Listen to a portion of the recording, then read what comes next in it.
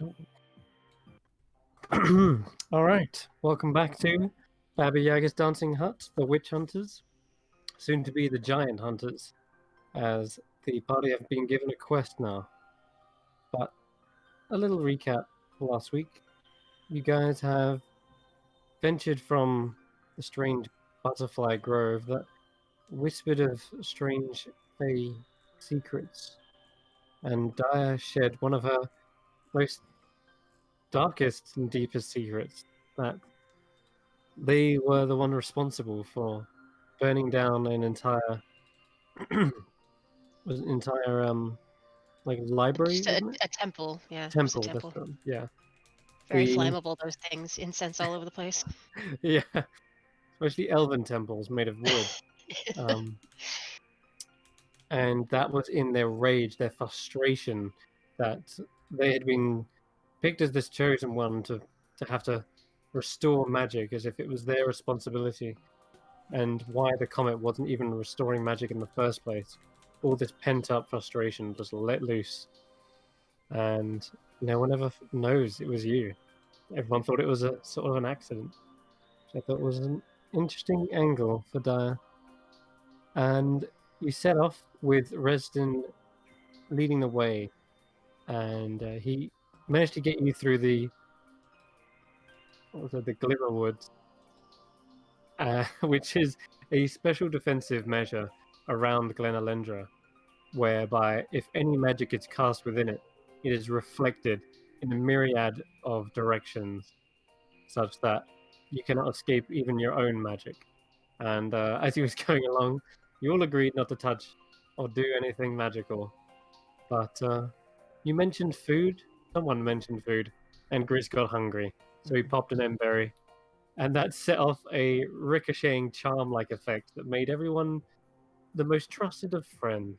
So the least, the least threatening of magical effects went loose, and for a while, you guys were all hand in hand, skipping along to your destination. When you did finally arrive, you met a bridge guardian of sorts. They seemed to be a dryad, with a very slow tone of voice, and they said in order to pass, you must repeat after him. And he began to tongue these tongue twisters, and you guys, for the most part, managed to get it right. I'd say I was impressed with most of you, except for for Ember, who got the same one like twice in a row and still managed to mess it up.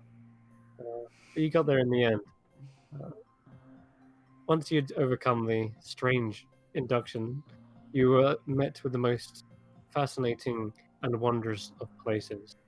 The interior of the Glen Alendra is filled with all kinds of um, folk and denizens of the Fae, Eladrin, plant-like dryads, fairies, mandrakes, all manner of creatures, and there was a spiraling uh, platform in the center that rose all the way to the top, where you could see flower beds and crystallized curtains of bioluminescent pollen. And you took the elevator, and by elevator I mean the dandelion like capsule that you can just with a single blow manage to hoist yourself into the air. Resden went and got drinks in whilst you had the audience with the Queen. And whilst there, you noticed the same ferry that had barged past you during the bridge. A ferry now you know the name of, known as Nissa Shimmermoon. Apparently, she was here on urgent business, delivering news of the ongoing war below the surface. Queen Una described that she has created an illusion here, the illusion of peace, for what is really lurking beneath the surface of this wondrous garden is a war that is waging against the Fomorians, a bunch of disfigured giants that want nothing more than to inflict their own pain and suffering upon the surface dwellers of the Feywild. She had made a bargain, and in order to defeat them, hide the forces of light, a powerful knight known as Dawn from Baba Yaga, and in return she paid with the stars of the Feywild, breaking a promise that she had kept to another Archfey which resides here, an Archfey known as the Lord of Bat, Nathion. She was not about to give these stars up, as much as Daya pleaded, and however, instead, you managed to convince them that perhaps if you were to end this threat and bring about dawn, then there would be no need for stars because, well, it would be the daytime. The sun would be in the air. And you offered your service, Daya, as a means to an end. And she sensed the yearning in your heart for these stars and for the comet. It's supposedly meant to bring about magic back to your people. So, in order to do this, you would need one last thing. An elsewhere flask is what is used to transport the entire night sky.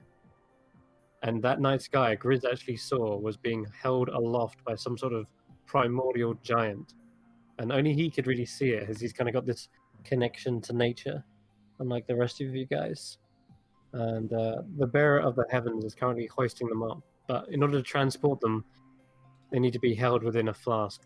A flask that you saw within your vision, actually, Dara. Unfortunately, with this flask going back and forth from the hut and the Feywild, it has stressed it and shattered it. In order to create a new one, you must seek out another vessel, almost the exact opposite, known as the Chalice of the Void. For only a void could potentially hold all the stars of the heavens. Once you acquire this and bring it back, she will transform it into the Elsewhere flask. And Nissa you're going to be your guide here in the Feydark. She is trained and fought in that bleak, dim atmosphere. And they've become accustomed to fighting the Fomorians as well. They are giving you information on what they are, and you were just having drinks down below in the Gloom Glen, discussing the mission at hand. Whoops. The wrong one. Let's go there. Cool. And lastly, you've delivered the tree stump that you found within the hut, the one that was tormented and twisted into a boat. Was the brother of a tree folk. And it's supposedly also the sapling of a powerful archfey known as Relkath of the Infinite Branches. A Eladrin, under the service of Una, has now delivered that for you. And it seems as though you might gain favor with them. Perhaps they have a reward for you once they have delivered the package. So, Witch Hunters, you are currently just finishing off your drinks. And what drinks they were. Grizz was like light as a feather. Ember lost all of his strength. Some weird effects. And the Mandrake offered to get you some more in payment for some weird things. Poems. Recipes. That kind of thing. Hey, Glug Glug, is it? Zug Zug? Glug Glug? What was his name? Blug Blug. I'm gonna call him Glug Glug anyways. Hey, Glug Glug, I got this here, actually. I don't have a poem for you, but let me open my character sheet, and I got something else here. I will offer him. I have this small animal token representing a monkey. I don't even know where the hell I got this, but it's in my inventory. I'll give you this here. Hey, it's a monkey. Monkey. It's a monkey. I've never heard of such a creature. Oh, well, it can all be yours for a drink that will, give me my strength back. I feel really weak. This is horrible. Fine. I'll cook you up something. Yeah, sure. A And I'll just toss. monkey. I'll toss the token on the bar. Like I don't really care about it. Yeah, they've never seen. It kind of looks like you. Well, that's just rude. Oh, they have a tail. Now that is entertaining. Yeah, I don't have a tail. Rude, but a little accurate.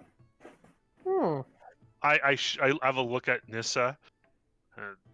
Yeah, don't worry about it.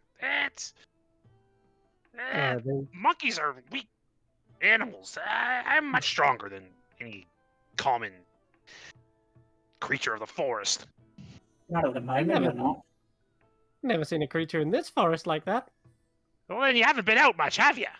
Because they're all over. Tropical lands. They're a real nuisance in Gaidia. They come and they climb down from the walls and take the fruits from the marketplaces and the bazaars. Hmm. They're thieves. They're a real pest. They carry disease too. They bite. Pretty clever though. They're pretty smart. You can't steal fruit. That doesn't make any sense. Yes, it does. It's my fruit, and if the monkey climbs down from the wall and takes the fruit, then he's stolen it. The abundance of the forest is for all to share in. You cannot steal the bounty of the forest. Have you ever been to a desert? There's no fruit. Just you gotta ship that shit in, man. It comes from abroad. Ships sail from Midra, not Midra. Pardon me, from Telendril. They cross the Great Sea. Bring beautiful fruits from the east. You can't just get the fruits from forest. There is no forest. What are you talking about? Just, you know what? Have your drink. Take your drink now. They're rude. I'll take my drink. You're given a big frothing ale by the looks. But, Perfect.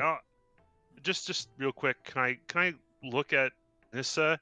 Well, not look at Nissa, but Nissa, like does she look like darkened? Like does she look like something like she's described as like most of the fairies are very colorful wings. She has dark wings. Is she like the only one like that, or is that? It's the only one you've seen so far like that. And yeah, let's give a quick. This is like some kind of corruption or something. I don't know.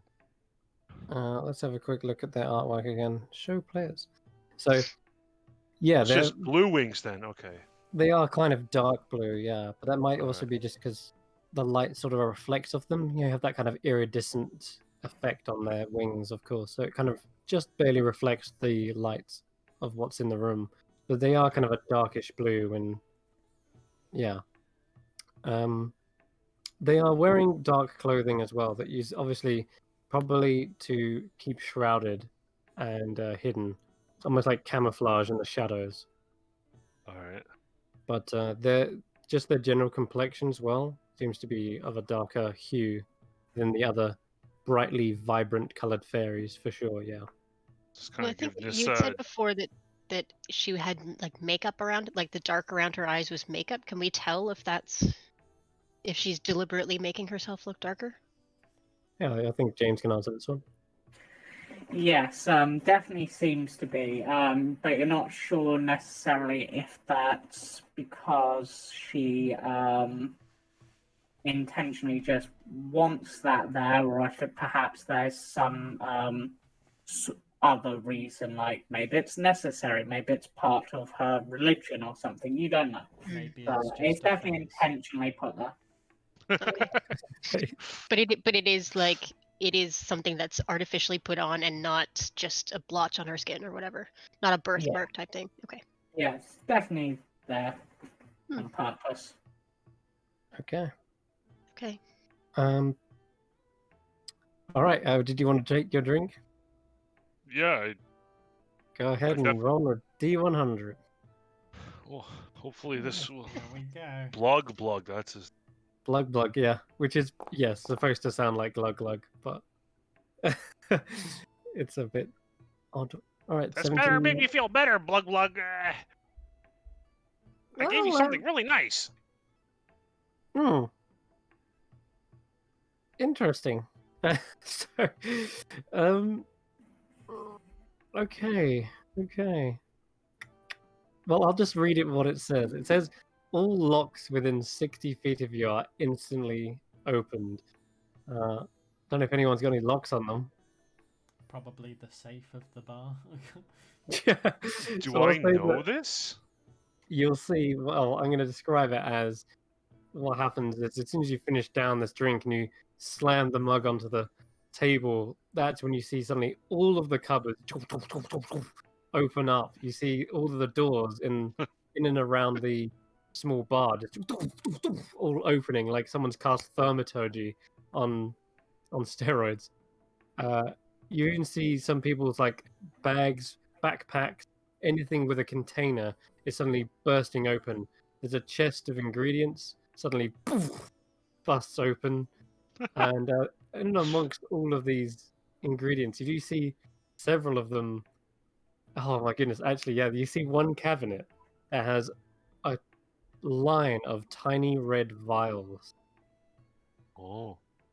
And they each have names on them as well. What? They're very tiny, but there's a red liquid in there, very akin to blood. And he's like, "What? Hey, what's going on? What is that? Nothing." Closes the door really quickly. Glug glug. What is that? What do you mean? What is what? What is you? What is anything? Hiya, Tanner. Did you see that? He did say that you could pay in blood. That's fine. I think there was a reason I didn't want to go for that option. Yeah, that's some vampire stuff right there. You don't use the blood in your drinks, do you? Just checking. What? No, not to imbibe. Thank you. Well, but they are good for growing roots. Oh yeah, well, it's excellent fertilizer. Very high in iron, as I understand it. Exactly. Rich stuff. Still feeling a little lethargic. Still feeling a little slow. It'll wear off eventually. I hope so, Nissa. Hope so.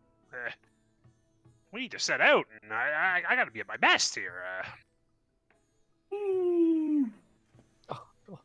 Yeah, also, as all of the cabinets open, someone can also roll a...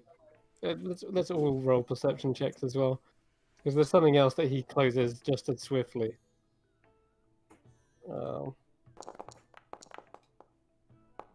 Why did I ask for this? 25. Ooh. What do my elf eyes see? Okay. What do my elf... Why did that roll up? What do my fey eyes see? And I don't know why that rolled at advantage. Alright. It's quite subtle, but what you notice is a list of ingredients in one of the cabinets that is pinned to the cabinet wall. And it seems to be wrote in... Let me just remember this. Is it common? I think it is, yeah. It's either Elvish or common. Either way, it's illegible. And Nissa and Daya can see on that list as you kind of squint and barely catch the words of some very potent poisons. Arsenic, belladonna, and some other nasty ingredients. But basically poisons, deadly poisons. Wyvern sting, deadly, what's it called? Not deadly nightshade, but another. Yeah, nightshade is better than belladonna. Hemlock? Yeah, like Wolfsbane? No, it's natural poison in D&D. Just trying to remember it. I think it's called There's drow poison, but I doubt that's... Hold on. It's the most powerful poison. It is called... It's called... Midnight Tears? Midnight Tears. Thank you. So I think purple worm poison may be potentially deadlier. Yes, but purple worm poison is used for injury. These are all, you noticed, ingested poisons. Mm. And it's, do we see them there or just the list We just of them? see the list. Yeah, no, you don't actually see any kind of like bottles that or ingredients that might be those. You just see a list of them. But he closes the cabinet just as quickly as he saw them. Okay, Daya's gonna note this, but she's not going to make a big deal out of it because in her mind, this guy's kind of like an apothecary. He's got all the medicines, he's got all the substances, and sometimes poisons have their uses. Correct. Yeah. So as long as he's not putting them in the drinks, then and they're locked away somewhere, she's not going to worry too much They about were it. locked until all locks became. Nissa, meanwhile, sort of flutters over to him and goes, Blood. You wouldn't happen to have any of those in stock at the moment, would you? What? What in stock? That little list I just saw. Whoa! That little list. No, what do I look like? An assassin to you? I'm a damn mixologist. Yeah, but those ingredients could be used in non-lethal ways, I'm sure. So, do you happen to have any of the base ingredients?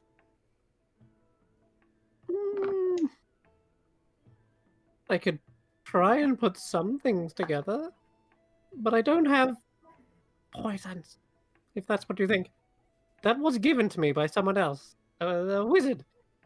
He wanted them, but I was like, oh, I don't serve poisons. What do you take?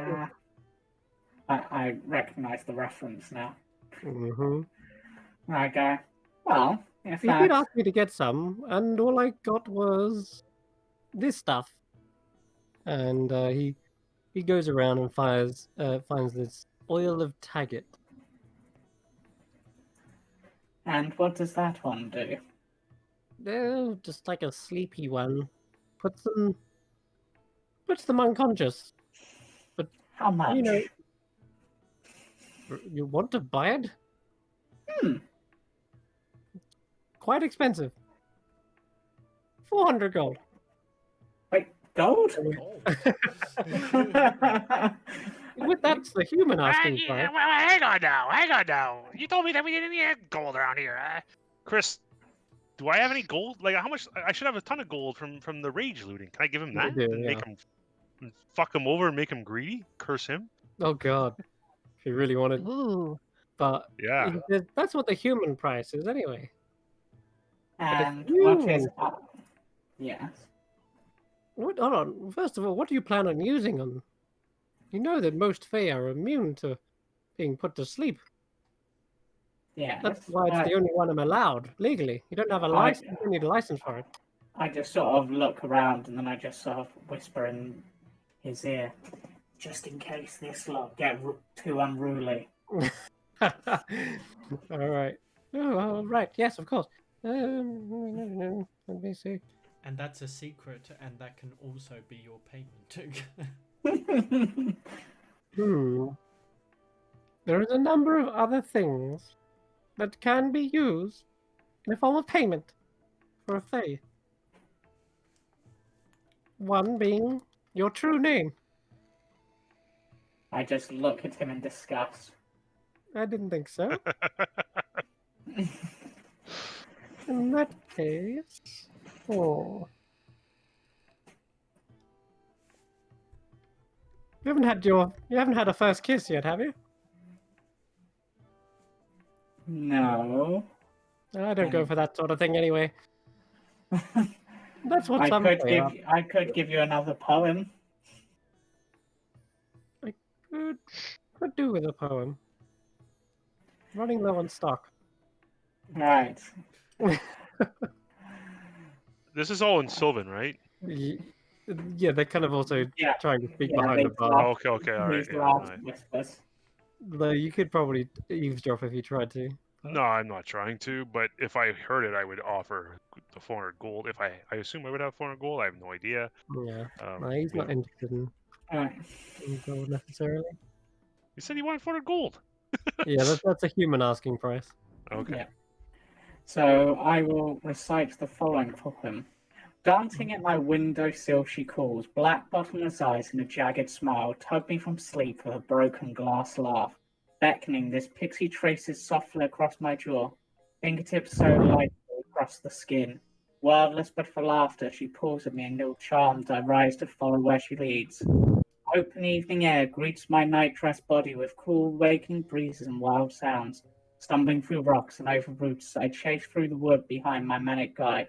Toes grip at undergrowth, slip, falling to arrive on my knees, scraped and panting, slide in it, clearing otherworldly aglow with fey light. The curious night shine leans, yet Luna's face is hidden. All attention focuses now on this central luminescence, from its chords jangle sweet unearthly music, twisting its way into my heart, teasing at the edge of my fragile mind. Compelled forward, I follow sound. My walk cannot outstrip me as we hurt along. Before our eyes, the glow cast shadows, forming this structure and this mystifying visions. Eyes drink in your very first glimpse. The carnival. And I end it there. Oh. Hmm. Do you speak of the Carnival of Dreams? Is that... Maybe. Oh. Wow. What a wondrous affair. I've always wished to go there one day. Maybe. Well, I'll keep my eyes and ears open. If I find anything, I might tell you, providing you have something worthy of the trade. Sounds fair. What a beautiful poem. Or a beautiful drink. He shiftily looks left and right, and he hands you the vial. Yep, Nice. I take it. Let's have a look. Alright, so it is a DC. 13, I believe. Yeah, don't know. Oh, wait, yeah, it is. Sorry, yeah. DC 13, con save, otherwise they are poisoned for 24 hours, and whilst poisoned in this way, they are unconscious. Hmm. And the best part about it is it's a contact poison. As long as you can touch them, then you can induce pretty much a 24-hour coma. So pretty powerful if they do fail the save. They can just knock someone out. All right. Okay. And yeah, it's the only legal one they're allowed to have because most Fae are immune to sleep, magical sleep. So Most Fomorians probably aren't. no. Yeah. And I swear I just tried to add that to my sheet and it didn't add. That's annoying. Oh. Oh, I can never figure out adding items in Foundry. I'm struggling with that. I'll do it the other way. Well, I've found a nice add-on that you can just press Control Space, and you've got a search bar, and you can type in Yeah. whatever you need, and then you just drag and drop it. Oh, that is index loaded. This index Something like that. Let me plus check it. one. Oh, Chris, this is great. Yeah, plus Yeah. one dart. Okay. So I'm gonna go look Yeah. for Ring of Wishing. It's all good. No worries. I'll tag it to my sheet. Yep, Oil of Taggart. And that's a nice little find. But yes, that was a nod indeed to a certain wizard. Hmm. Yeah, I should have got it from the Midnight Tears, but brain didn't work until you sort of went, oh, you were given it. I'm like, wait a minute. All right. So the negotiation's done. You've finished your drinks, and I think Resident did give you all an extra round, and he said, "Well, if you don't want to drink it here, I guess you could always bottle it up. He's got plenty of vials to spare. That's if you want one for the road." I think it might be an idea if we start moving as quick as possible. Right. Well, go and bottle these up for us, would you? Reston, tell me, what are your plans now? Are you coming with us? Oh, eventually, yes. But that'll be once you return, and we're all good to leave the Feywild. Very well. We don't know how long this will be, or at least perhaps Nissa has some idea, but... Well, depends how sneaky you can be, and depends how lucky we get. Hmm. And as you've seen, kings and queens get the minions to do the battles for them.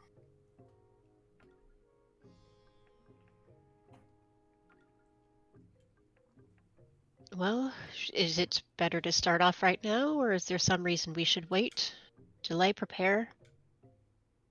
Not that I can think of, unless you need sleep. I don't know. Time is ticking there. We are rested So for the moment. All right then. very Let- busy. Let's go. All right. Before Sure. we go, I want to slide over to the bar and just say to Blug Blug, you wouldn't happen to have any potions of healing or strength or anything useful for a group of young adventurers on a mission for the Queen? But of course, plenty. All kinds. Truly. Yes. Oh, Healing is one of my specialties. really? Oh, well, would you sell those to us? I would. Oh, fantastic. Oh, I wasn't expecting such an easy answer. Very well. What have you? Let's see. I have all the way up to superior. Oh, Oh. wow. One superior. Two One superior. greater. I have 3 normal ones. And what would it take? What would it take for us to get all 5 of those? Goodness, that's going to sell me out of shop. A good question. Well, let's have a look. I got this. Well, what have you I got got to one offer? here. It throws fire. Well, Oh, you Mm. you were asking about that white bird that I folded for you. I could tell you the story of the Swan Lake. the whole story. The whole story. the whole one. These are Woo! expensive potions. I'll tell They you. are. True. He says, So we can send the others off to do some drinking or whatever. I'll tell you the story. It's a good story. It's a tragedy. I'll say a story can get you a greater. Very well. And what about For superior, it'll have to be something really, really tantalizing, special, extraordinary. what are your favorite kinds of things? Ingredients, Secrets? Useful recipes. things? Yes, ingredients, recipes, inspirations for a potion. Hmm. I've been Eh, looking for something as well. I got this. Blood. What did you withdraw now? I will show him the wand of fireballs. It's Okay, labeled as yeah. unstable. It has 1 charges left. It is, yeah. What does it do? You could brew a potion with it, and when the user drank it, they would have a most unsavory explosion. I know you don't like fire. I know that's the thing that you're not really cool with, Fire! but it look glug glug. Absolutely not. No, no fire. Nah, it's good. It's really powerful. Really powerful. Look. And I'll hold it out to him, towards him, like a No, just. don't point it at me. I'm not pointing it. You have to take it. Take it. Ember, perhaps you would like to try a different approach to this, maybe? Okay. That's good, Tanner. That's good. Okay, Blug. I'll leave it on the bar, and I'll walk away, and you can inspect it yourself. Roll a bit of a deception check, because obviously described what it was, but not Yeah. that it's about to blow up, Oh fuck. Yeah, I'm gonna roll an insight. See. Ew. How insightful is he? He's not great. But he's still very wary, especially since you Yeah. mentioned the F word, and And my hair's on fire. yeah, and he doesn't seem to trust Although you in I'd the still best be of wearing times. a shawl, He's but like, yeah.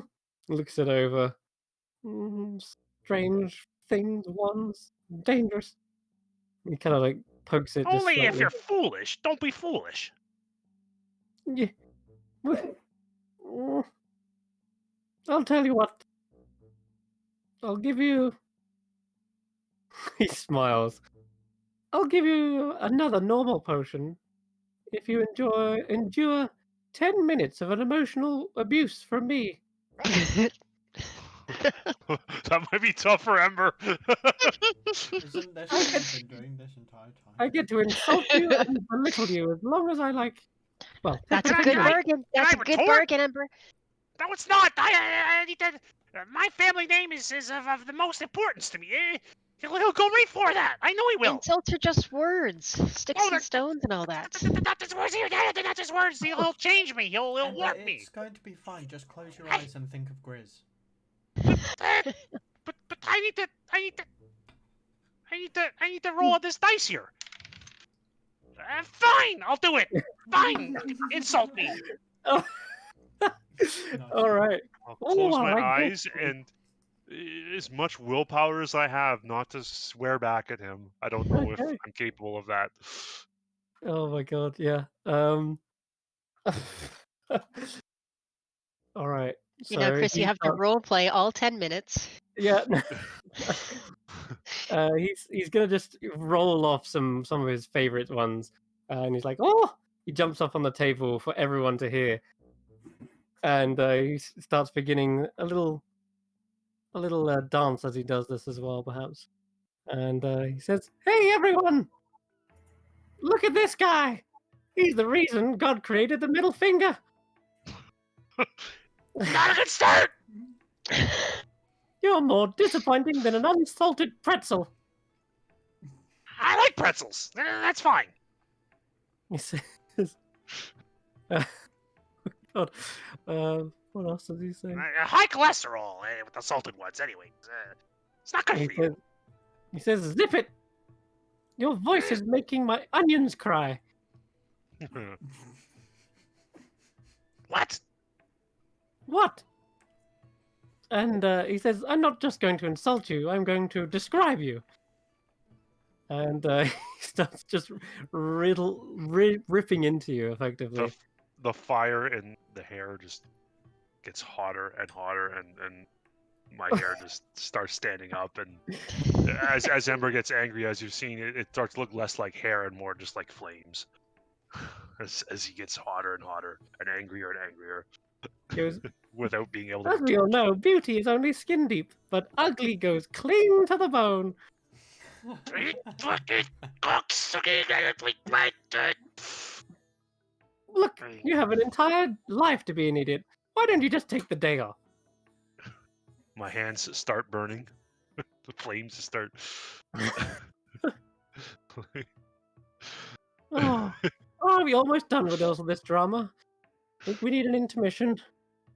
And he goes and has a drink for himself. It's like a stand-up, basically, where the Joker is just like picking someone off in the audience and riffing into them. And he's like, "Do you get invited to many barbecues, Ember?" I am the barbecue. What? Oh, I'm you gonna need to roast. get up in my grill. That's not even an insult. Wow. I don't know why that was so funny. It seemed to get Nissa. Anyway, yeah, he trails off for a good 10 minutes, just riffing into Ember, embarrassing her in front of everyone. The Fae titter and giggle his way just as much as Nissa did. Can I some of make the a wisdom save here? Yeah, sure. You want- Just for my own purposes. +3. Okay. +3. I would say with the 15, Ember would have the presence of mind in his just complete anger to reach back at the bar and take the wand back instead of leaving it there. Forgetfulness. In fact, Tanner will probably see Ember like kind of getting worked up, and I'll just Oh, tap completely. him on the shoulders, like just keep smiling.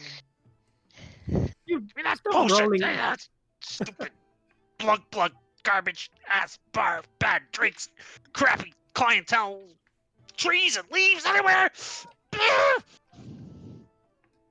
keep rolling your eyes. You might eventually find a brain. Ooh. If it's without a That one. brain, I hate this guy. I hate this guy. you bring everyone so much joy. Once you leave, of course. I storm out of the bar. I can't take it anymore. I'm out of the bar. I'm gone. I don't even take the healing potion. I just assume Daya's gonna take it. And I Yeah, just leave. I just so flat out fucking leave. potion Into the well street. earned. When And he, Nice It's doing like- business with you. That was very enjoyable. yeah. when Ember leaves, can I just walk up to the bar and say, by any chance, if I include something onto that, would I be able to also get a healing potion? Oh, you're finally giving her blood. Excellent. I'll go get the syringe. Not quite. No, it's actually a secret. Oh. Oh. You see, my Secret. friend that just walked out. Yeah. I stole his amulet and gave it to a Gauth to eat. He starts cracking up. That is funny. Oh, well, that's good. He says, all right, you can take another normal healing potion. Hey, you fucker, Cam. It's alright, we got 2 healing potions out of it. Correct. good, it's good. Did you see the message I just sent you? Oh, Right. on Discord. No, on here I tried whispering. Oh, it to sorry, you. right, yeah. Yeah, Oh, do you? yeah, because you Okay. get. But I wasn't sure if that was okay as an item to choose. It makes sense. Yeah, That- no, that would be- Yeah, that does make sense. Or even an eye as well. Yeah. Okay, then I am going to say to him, because they didn't get any of those superiors, or did they get any of the There's only greatest? one superior, and he seems like the only way you're getting that is to trade either your true name, blood, or there's one other thing he could be bargained to have, but it's a super high price. No one in their right mind would do it. And that is Then to trade a spell, a permanently stripped spell that cannot be relearned. almost tempted. Yeah. But It is- I'm going to place the tooth on the table and Oh, be about, how about, what would you give me for this? The tooth from the first one I killed. he inspects it and immediately realizes what it is. Hmm. This stuff is pretty rare. Hmm. From the front line, I presume. Mm-hmm. I can maybe ground this down. Maybe even use it as an aphrodisiac. Sure. Well, I'll say this is worth one. Wait, I've got 3 normal potions. I will trade one last potion, and I'll even offer you a potion of growth in its place. Seems rather fitting to fight them on their own turf.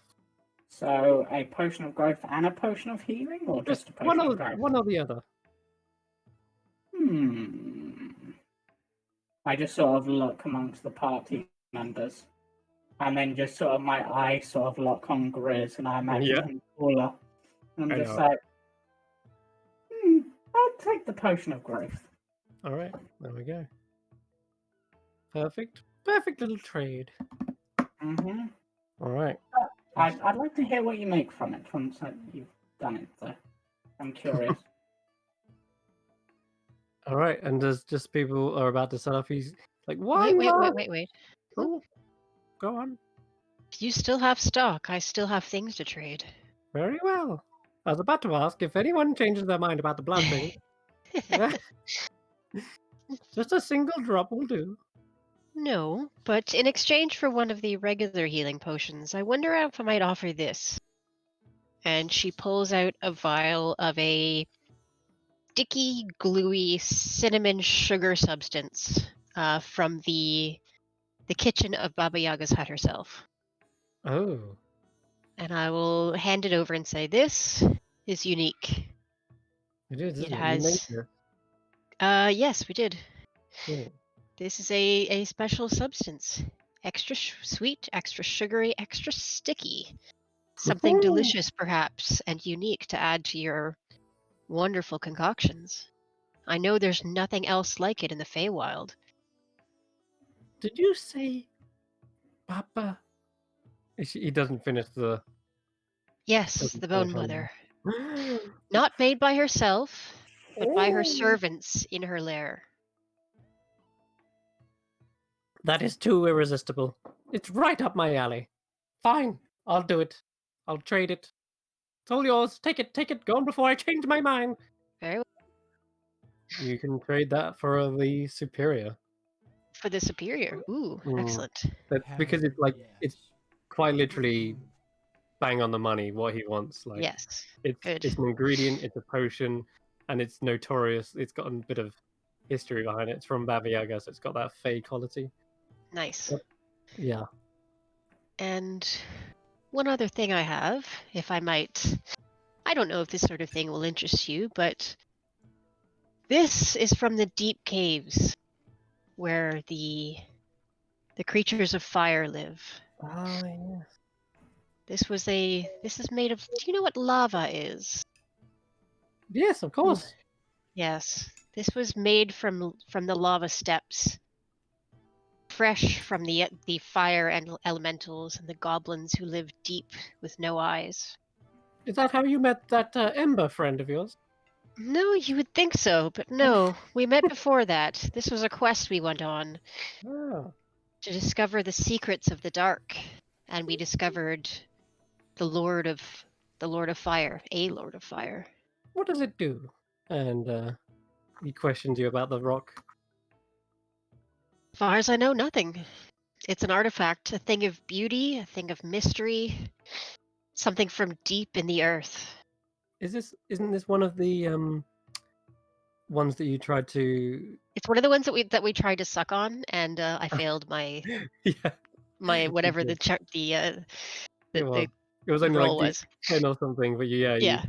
you couldn't stomach it. Yeah. Yeah, it's like a what's it called? Igneous like rock, and Mhm. eating it or managing to eat it would have given you fire resistance for 1 hour.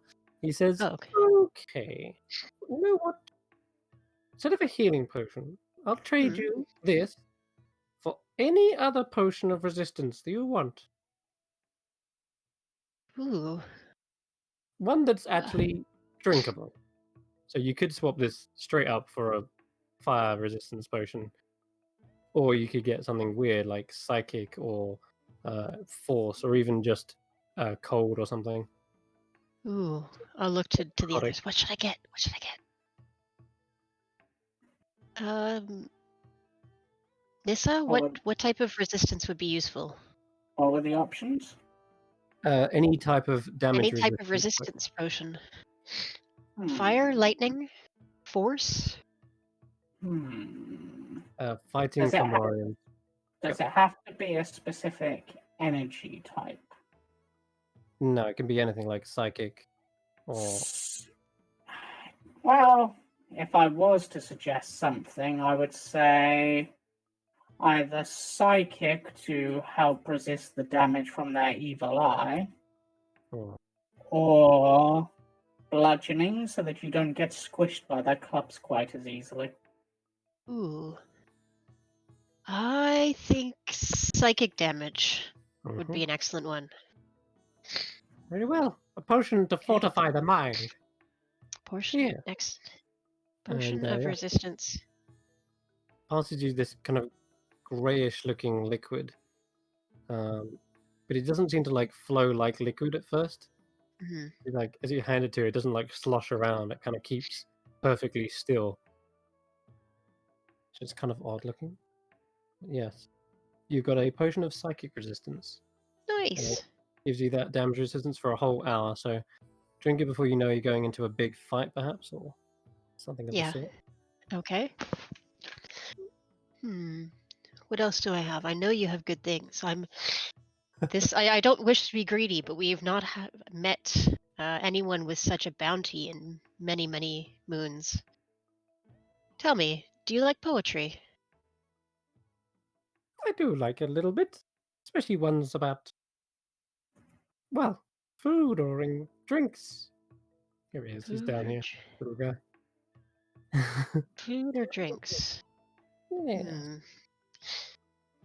Let me think what I know.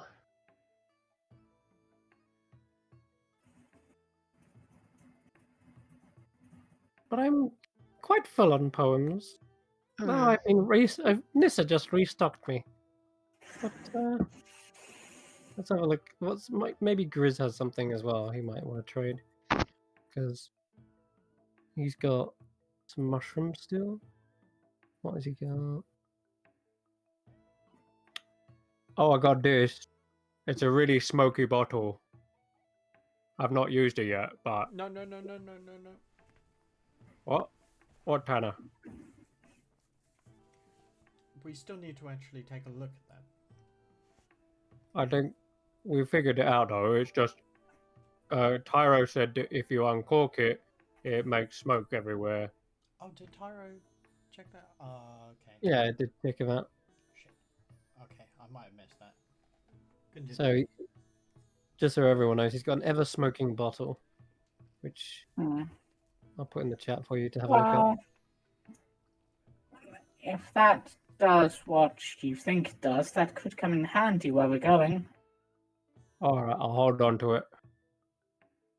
Okay. Other than that, I got like... Wait, I got one. One emberry left. I'll save that one. I've got shiny mushroom, shiny mushrooms, Aviaga crystal. I mean, what's the most valuable thing you have, Grubbug? At least in terms of potions and such. He starts looking through his list of potions.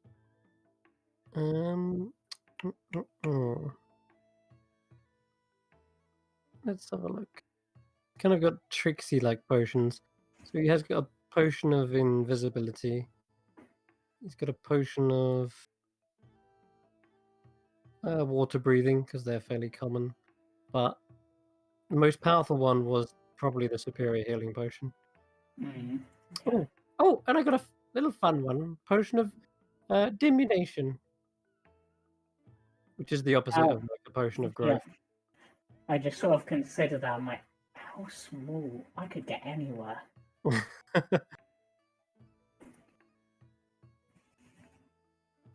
Diminution. Yes. Diminution. Basically a potion of reduce. Yeah. But he hasn't got like super powerful potions like a oil of sharpness or anything like that. Though that'd be amazing. Yeah. Or a potion of flying, that'd be. Or a potion of storm giant strength. Yeah, I was trying to see if he had anything valuable enough for his big bargain item. Although invisibility is pretty good. That's probably his best. If it was great for invisibility, I might consider it because that could come in handy. But invisibility, because obviously it ends as soon as you do anything, pretty much. Yeah, it does. Yeah. Yeah. Well, if you're all happy, the potion of diminution. Did we take that one or no? That seems No, like it would be I've useful for. I've got a potion of growth. Yeah. Right. But the opposite one might be useful for sneaking around, especially if we're doing a secret assassin mission. True. If you've got something, you can trade for it. It's never bad to go over prepared, unless of course it's too heavy for you to carry. In which case, I'll give you the shiny mushroom, and it's shiny because it's got little like sparks of electricity all over it.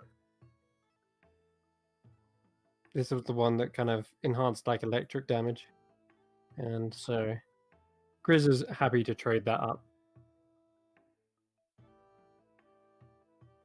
And he'll say, "Oh, another ingredient, perfect. Yes, it's all yours." And he'll trade you a potion of, yes, diminution. Yeah, diminution. Potion. Diminution? Diminution? It is, yeah, the potion of diminution. But it gives you the Drinking. it's the reduce effect of the enlarge reduce spell for 1d4 hours. No concentration required. And it's kind of like this little red liquid that continuously contracts to a tiny bead and then it expands to color and color the whole bottle. And when he hands it to you, it kind of shakes the bottle and it suddenly like interrupts that little process. Right. Well, anything else anyone needs before they go? Use the bathroom? I don't know. I have a number of songs, poems, stories, secrets. I don't know what recipes I have that you don't already know, but a few tea and wine recipes from my homeland. Tea. That would appeal. Hmm. Yes. Tea is made. What depends how good the tea is. Well, tell you what. Tell me the recipe, and I'll make it. If it's any good, I'll trade you something. Very well. So I'm going to write out the recipes for two things. One is an Earl Grey, and a creamy Earl Grey, and Okay. the other one is a lemon verbena. So Oh. two very different flavors, and yeah, I'll see if he has those ingredients on hand, and I'll mix those up for him. Okay. Yeah, he So kind of this lets you behind the bar, in fact, and Yeah. you can even start helping him make it together. Yeah, I'm like pouring through all the herbs and stuff and the little flavors and adding Oh. essence of this and that. Yeah, he's And I kind of say finding the what real you wonder of think. these teas is the scent, the smell, which invigorates even as you breathe it in. Oh. So he watches you as you get to work, and a lot of the ingredients are a little bit odd, but you think that they might be good substitutes for what you're looking for. And I'll tell you what, you can give me a culinary check. Well, Is that survival? Wisdom? it's gonna be Because Daya's made tea before, like that's her thing, right? I'd say because it's going along the lines of cooking, I'll Mhm. say survival makes sense. Okay. I mean, think about it. Tea does help you survive throughout Yeah. most of the day. Oh, that's Oh, not okay. good. Damn it. Unfortunately, though, even though what you think you make is pretty good, the taste for for the mandrake doesn't seem to be to his liking. He's like, ugh, I can't serve this. It's lingering on my tongue. And he starts scraping it slightly. Seems like he didn't like it. Hmm. Hmm. All right. What else do I have? Do you know what baklava is? Never heard of it. All right. How about I'll well, we don't have time to make it right now because it takes a very delicate type of pastry, but I'll leave you the recipe. You trade me the healing potion, and if you truly don't like it, well, I'll have to owe you one. I'll give you the healing potion back. The last normal one, yeah. Yeah, the last regular one. Hmm. Do you like nuts and honey syrup, Yes. golden syrup? Yes, actually. Two of Then my you might favorite like things. this one. You will love this one if you like nuts and honey. This is some of the best that we have. Roll a persuasion check with advantage. Because it is nuts and honey are actually two of us. Funny enough. Oh, man. Oh, Not very God! well. Why? He says, Ugh. all right, so he says, I don't like the idea of owing you, or you owing me. So, if you still have time, you can try and prepare it here. And if it's to my liking, I'll give you the last potion. I'll look at the others and say, this might take about an hour. Do you mind? This, in exchange for a healing potion, it might be worth it. I can chill for a bit. Well, Let's see. I suppose it just depends how eager you are to get what your reward is for this little mission. I suppose. I think well, if we're going into danger, then an hour to exchange for a chance of a healing potion is more than worth it. All right. Well, I'm gonna go think really hard whilst you do that. Okay. Go have a short rest. Get some breakfast, whatever you have. What are you guys Keep- doing in there? keep Come on, let's spirits. go! We're All right. we're I'm still gonna- I'm- trading, yeah. Ember. We're And gonna be about an I'm gonna hour. whip up Trade. some phyllo pastry in less than an hour and make some baklava. Okay. So crush up some pistachios, hazelnuts, almonds, Um, honey and water, a little bit of cinnamon and nutmeg. All right. Lay it over layers and layers and layers and Roll bake it. me another survival check. Oh, God. Nissa's going to attempt to help because she wants to speed up the process and make sure it's successful. Okay. So you can roll with advantage then. 13. There- Oh, yeah, 13. yeah. Yeah. It's okay. It's not the best. Well, it's not awful. But he says, well, the flavor's good, but it's a little bit gritty. I think you need to grind it down a little bit more. It's kind of got that grit sort of taste on my tongue, but I apologize. It's a rush job, but you get the It is. idea. I'll tell you what. You'll return with more trinkets, I assume, after your little venture. Mm-hmm. So, I would expect you so. will be returning customers. Make sure you find lots of mushrooms, any bits of chitin that you find, Mm-hmm. and some tentacle juice, maybe. Tentacle juice. Whatever you can find down there. There's all kinds of beasties, but I'm sure if you find those, bring them back.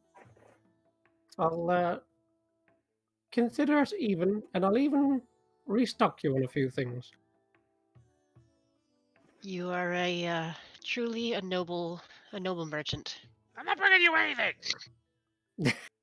Shut it, Alright. Ember. I'll bring you No what one we've asked got. for your opinion. You can have I don't the know lot. what there is down there, but I'm sure there's lots of interesting things. Yep. And he's kind of thinking this is an investment. Keeping you guys alive might mean that you'll get some ingredients back. That's So, how it works. Yep. he Cool. will pass you the last normal regular healing potion. Yes. Good. All right. And with I that, feel a lot better now. I've got some healing potions on us. Yep. Hmm. Yep. Yeah, that's pretty. with that done, Grizz has finished his little ritual. He can speak with animals for like a while. And beast scent as well. Hmm. I think he's got one. Oh, yeah, Couple of that- bits of advice whilst you're down there, considering you've been asked to bring stuff back. If you don't know what it is, make sure you ask. Don't just go touching stuff. And Fair enough. try not to touch the mud. What's wrong with the mud? Not that I would, but curiosity. Well, What I just I don't- have a feeling this is aimed at me. I'm I usually don't know. covered in stuff. I don't know you, but well, you see, the mud down there is essentially, to some extent, the source of all life in the Feywild, which of course makes it seem really, really good, and it does have some healing properties. But if you leave it on too long, it starts to break you down into your base components, and basically use you as nutrients for more mud. Ha. So wait, like, will Ember turn into matches and stuff? It's a good question. Maybe, or soot, possibly, or charcoal. But it does have some healing properties. Minor healing? A little bit, but you've got to be really careful. It would be a Right. sort of last resort thing. Mhm. Very interesting. Very Yeah. interesting. How long are you guys gonna be in there for? Oh, we're coming, we're coming. coming. They're coming. All right. Good. All right. So we'll be walking and talking. Yep. So, as you travel out, Finally, leave this terrible bar. I hope he didn't give him anything else. He doesn't deserve any customers. Well, No. very well, Derek, or Ember. When you Uh, the next those time were you the get hurt, we instructions. won't give you any of the healing potions. Fine.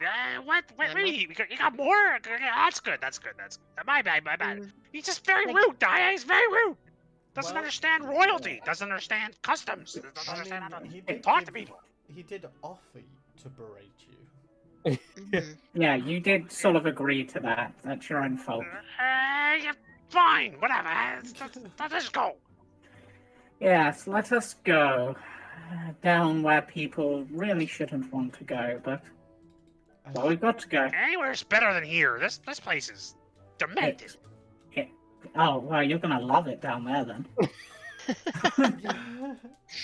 Oh, At least I can burn things down there, and not everyone freaks out all the time. You can try. Ember, would you like me to keep the potion of healing on me, or would you like it? Yeah, I'd like that, and I'd also like you to stay in front of me and keep that shield up of yours. Certainly. Don't you have a spell called Shield? That's after my primary shield fails. Cameron.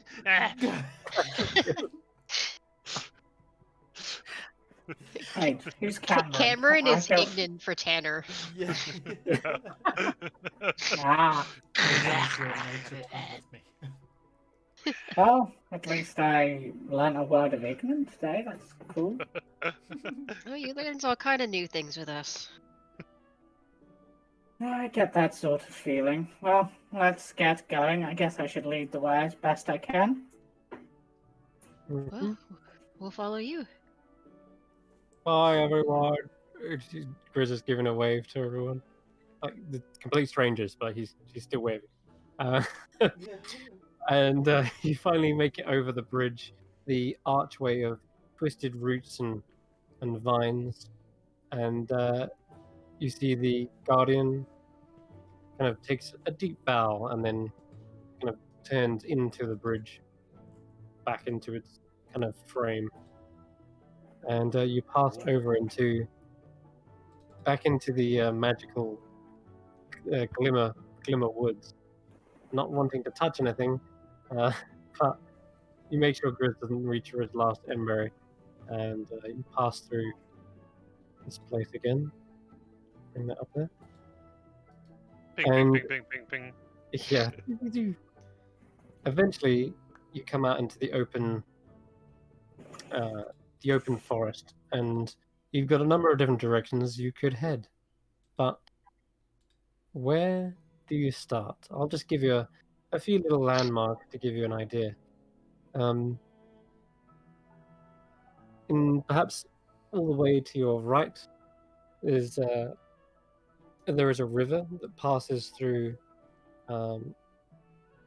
there's a unicorn woods, supposedly, very mystical, like river full of perhaps radiant waters, and that's basically been recently cleansed.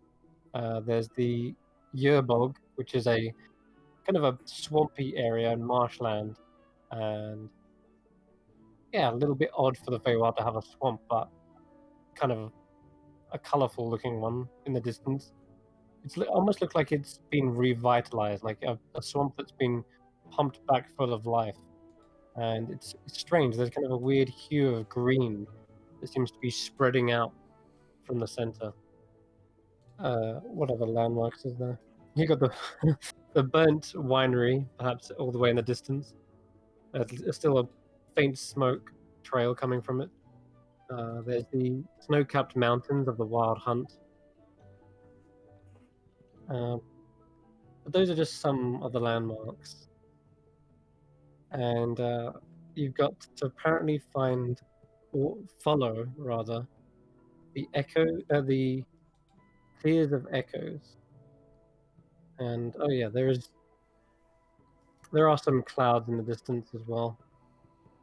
There's a light rain pouring down in the distance, creating this kind of mist. And of course, the starlight up ahead still burns bright with the comet. Well, I know we're supposed to find Daroth Castle. Yeah, dark. Garak. Do Garak? you know this castle? No, I just Queen Una was talking about it. Darok. I'm not sure. I think if we, well, I don't know what this means. This maybe you can make sense of this. Follow the tears of echoes. Yeah, makes perfect sense to me. Nah, it makes no sense at all. Don't be smart. Like smart ass. Can you translate for us poor material plane people? Wait, you don't understand that? Oh, how to explain this? Hmm. And I'm actually not sure how to explain this either. Wow, you don't know how to explain it? God. What kind of hunter are you? Don't even know how to get around your own lands. I know in character. I don't know out of character. So I think we discussed that Jay perhaps Wild. this would be a nice little test to see if the party could manage it without your guidance Yeah. just yet. But if you do Yeah. end up struggling, then you would intervene and perhaps give them a clue. But Alright.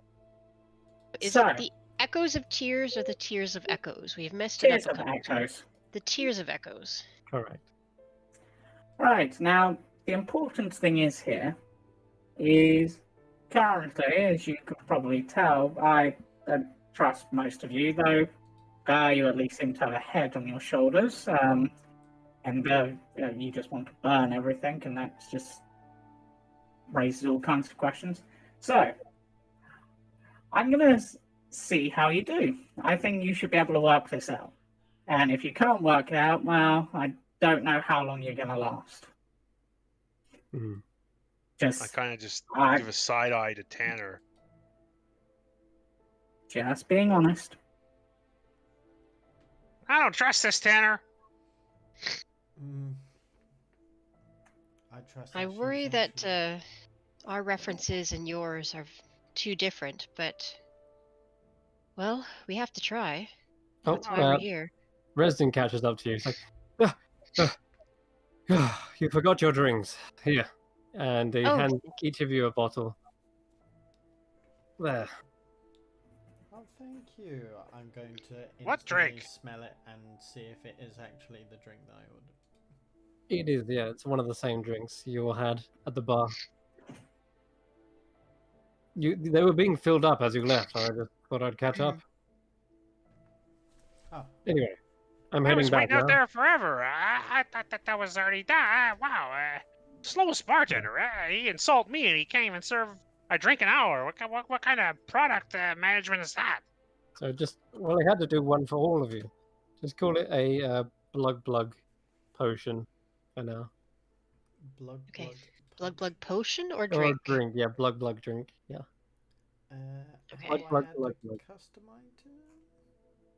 item? You should be able to click the Ah, add. yes, I got it. Yeah. So make sure you add that to your. It could come in handy when all else has failed.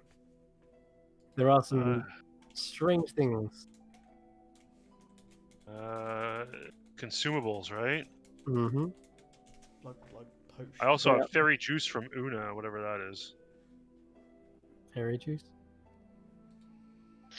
I don't know. Una gave us water, fairy juice. the water from her infused with our emotional Yeah. essence or whatever it was from her Oh, right, yeah. pond thing. I'll Mm-hmm. put it under Fey water. Yeah, that's fine. That's very much the same stuff. Alright. Okay then. So, Echoes of Tears. I mean, Tears of Echoes. You got me saying no. Yes, Tears of Echoes. Does anyone actually have an idea of what that might mean out of game? My best guess is that we have to get some people crying, create an echo from said crying, and and maybe a tear will. I have no idea. Maybe it's when you stand in a huge valley and you start shouting and wait for your echo back, and then you insult it and you wait for the tears. Wait. When you're in like water or whatever, it ripple. There's like that ripple. Maybe if you make a sound, an echo cause a ripple in the water, and we follow that ripple. Or an echo in like the snow-capped mountains, where you cause an echo and it causes the literal snow to start melting, like it causes an avalanche, the way that sound does. Oh, So somehow the that. sound reverberates and causes the water to come down. And we have snow-capped mountains. We do have Explore. snow-capped mountains. That's a good one. I just sort of look at you for a moment and just say, you know, with these riddles, it's always important to remember the destination. Okay.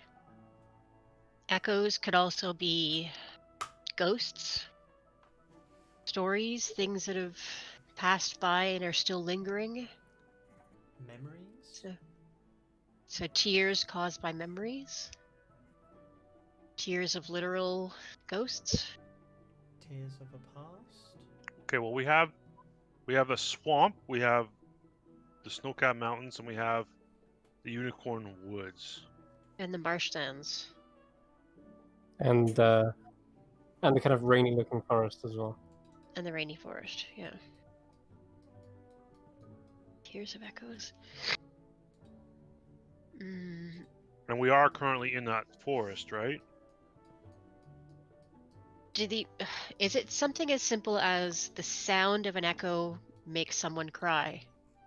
Either because the echo itself is so beautiful, or because the thing that it's echoing is so sad. Man, my brain has a hard time with this.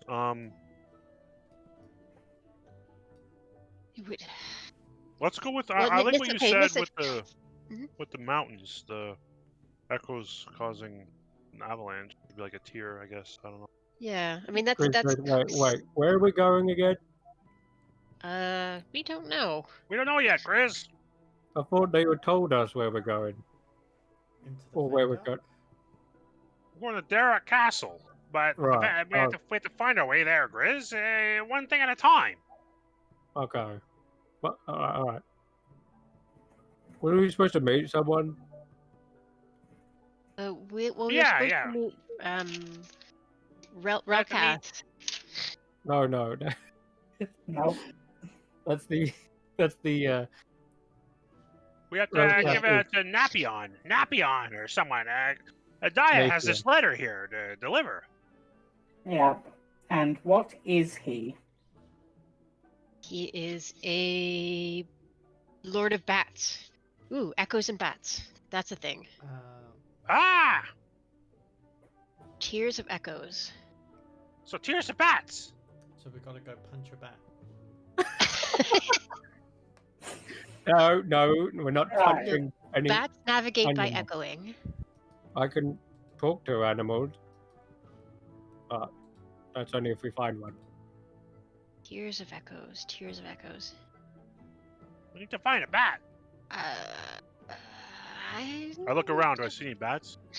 Roll a perception check. Okay. Do I always close my character sheet? Skill. Get out of my way. Skills. Sorry, Chris. Perception. Normal. In the immediate area, you don't see any bats, and you imagine that they'd be quite hard to spot as well, being that they're dark and against the night sky. But none in the immediate area. You know, Grizz is very good at looking out far distances as well. By the way, as part of his features, he has eagle's aspect of the owl. What was that? No, that's not the one. I thought he had eagle. My bad. Okay. Well, he does have keen senses. Oh no, he is pretty good. No, he's still good at. Yeah. He's got very good eyes, like 20/20 vision, effectively.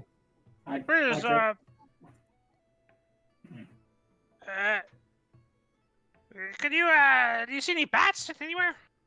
Hold on, have a look. There's lots of trees in the way as well, by the way.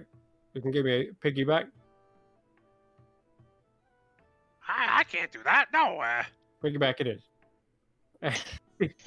Tries to like jump off of your shoulders and into the air.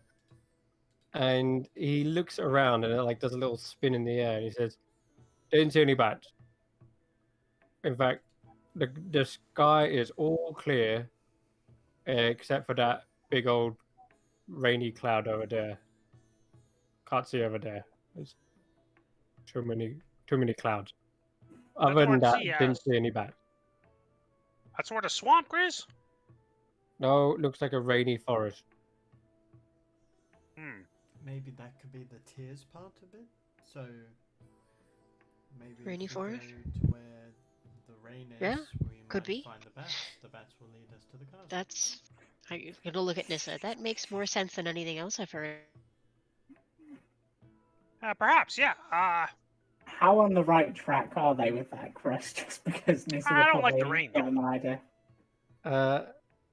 Yeah, they're much more on track than than what they were before. Nissa gives a slow clap. I mean, instead of standing around being as helpful as always, as it seems, maybe you could pitch in now and then. Well, If you're going to be travelling along with us, then we are going to be working together. I could, but this was also a test to see how well you're getting on with the Feywild and navigating it. If I just did everything for you, then why are you here? Well, that's ridiculous. I don't want to be tested. We've accomplished a lot. We're very effective, even without Tyro and, yeah. In fact, when you put it that way, it actually makes Rego. sense. Mm-hmm. But I will Can you- say that for material planers, that was honestly a little quicker than I was expecting, so good for you. Hey, you're lucky to have a Cinderborn amongst you. No, You to be don't know honest, the, you don't know the you're blessings. you're lucky to have Grizz. That is the craziest thing anyone's ever said. I mean, he was the one who sort of got you on the right track a little bit with. I just asked questions. I didn't really know. I was actually just clueless, so I was asking where we were going. Yeah. And by asking questions, you got answers, even if they weren't the ones you're expecting. Right. Okay. Yeah. All me. I did it, guys. You did not. I pat Grizz on the head. I don't like rain. It's very wet, obviously. Oh wow! I've never been patted. No one's ever got that high to be able to pat me. This is a new experience. Yep. Yo, I'll be right back, guys. I need 5 minutes. Sorry, 1 second. No worries. I was going to say, shall we go for a quick break? Could do. Yeah. Well. Yeah. Let's do that then. Bit of an early one. Take a break, but sure. We'll take a quick 5-minute break for Ember's sake, and we'll be resuming once he's back. Cool. All right. Yep. See you in a little bit. Bye bye.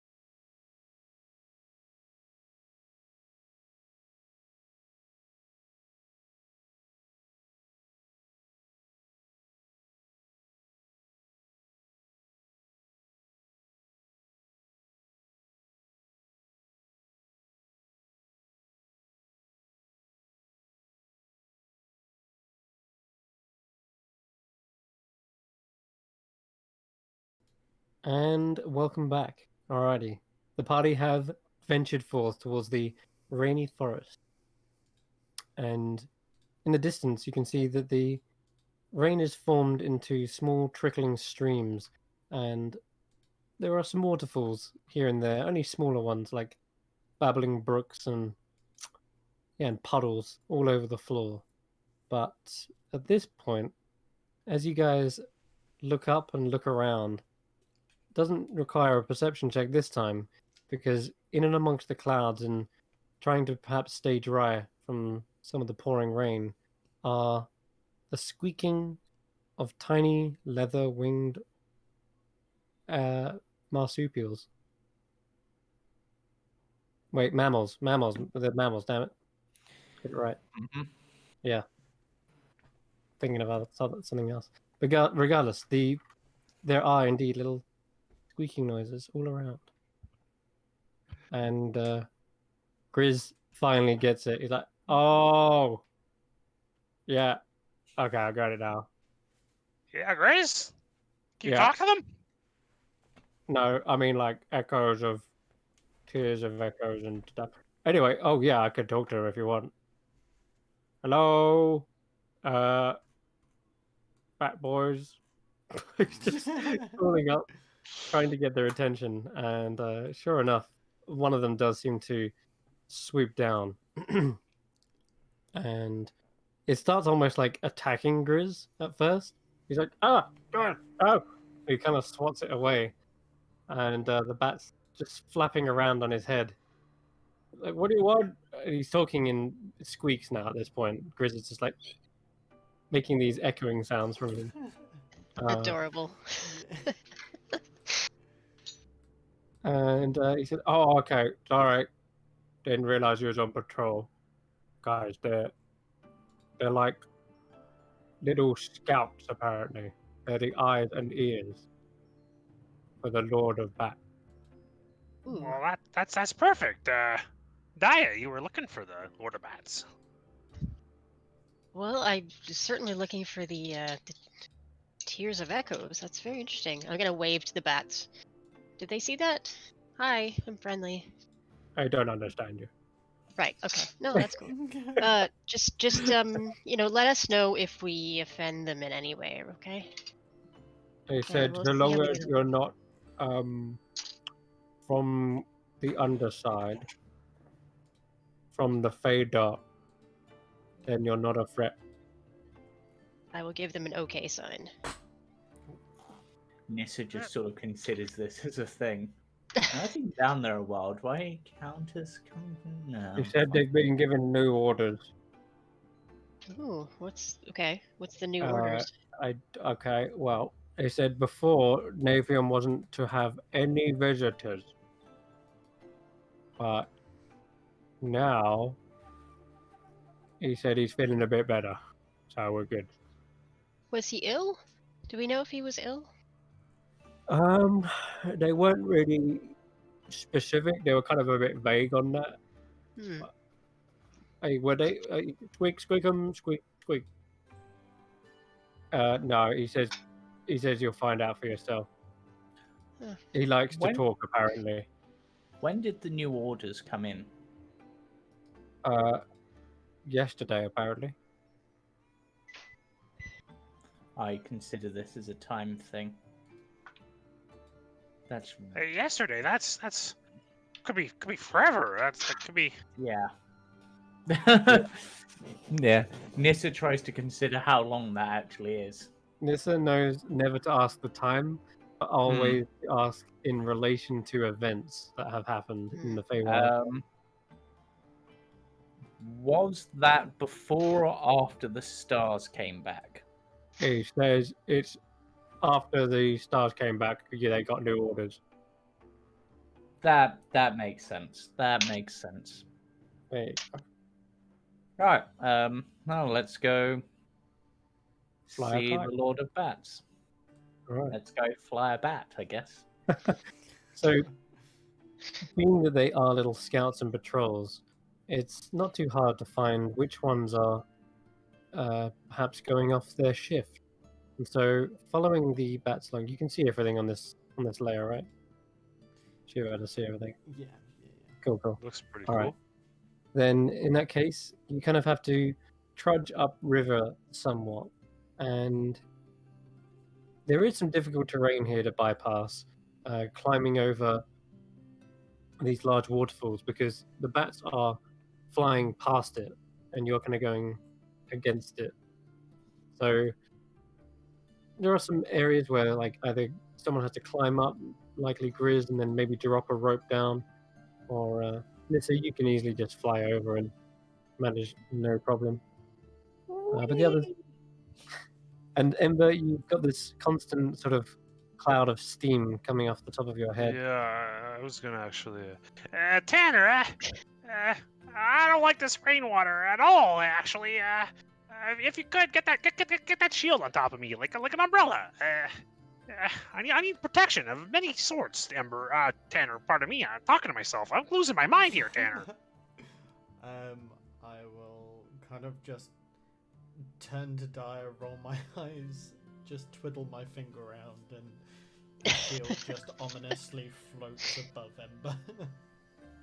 Thank you, Tanner. Once again, your service is most expedient and professional.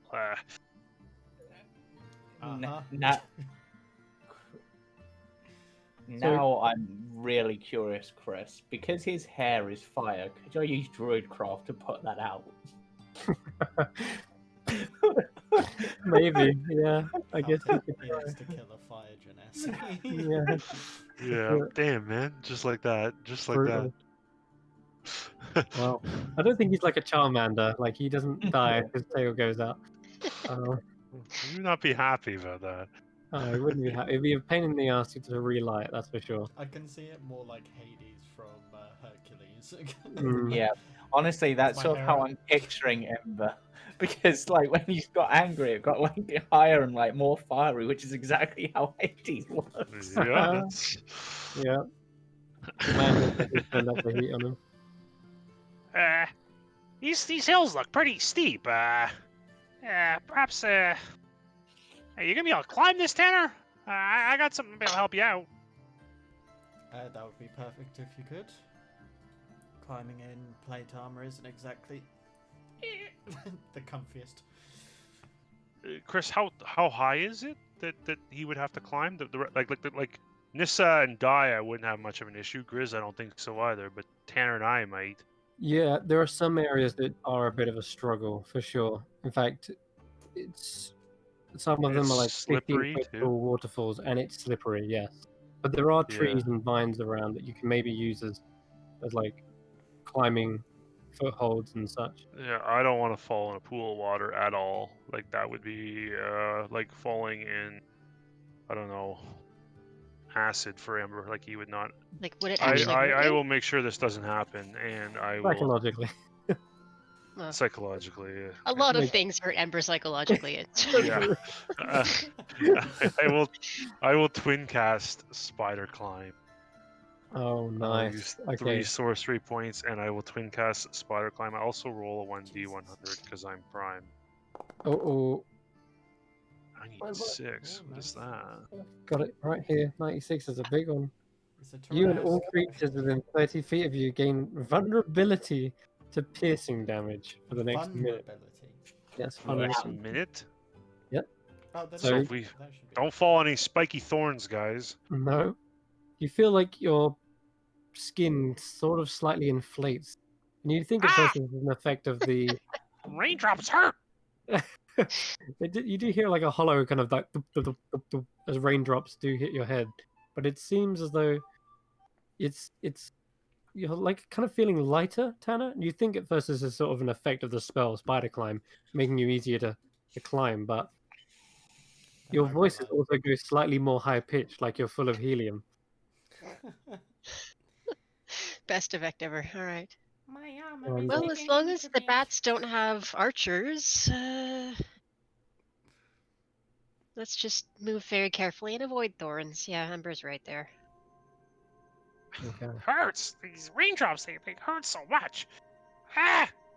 I'm just You gonna use the pop- bleeding icon to I guess indicate that. You guys sound and look like balloons.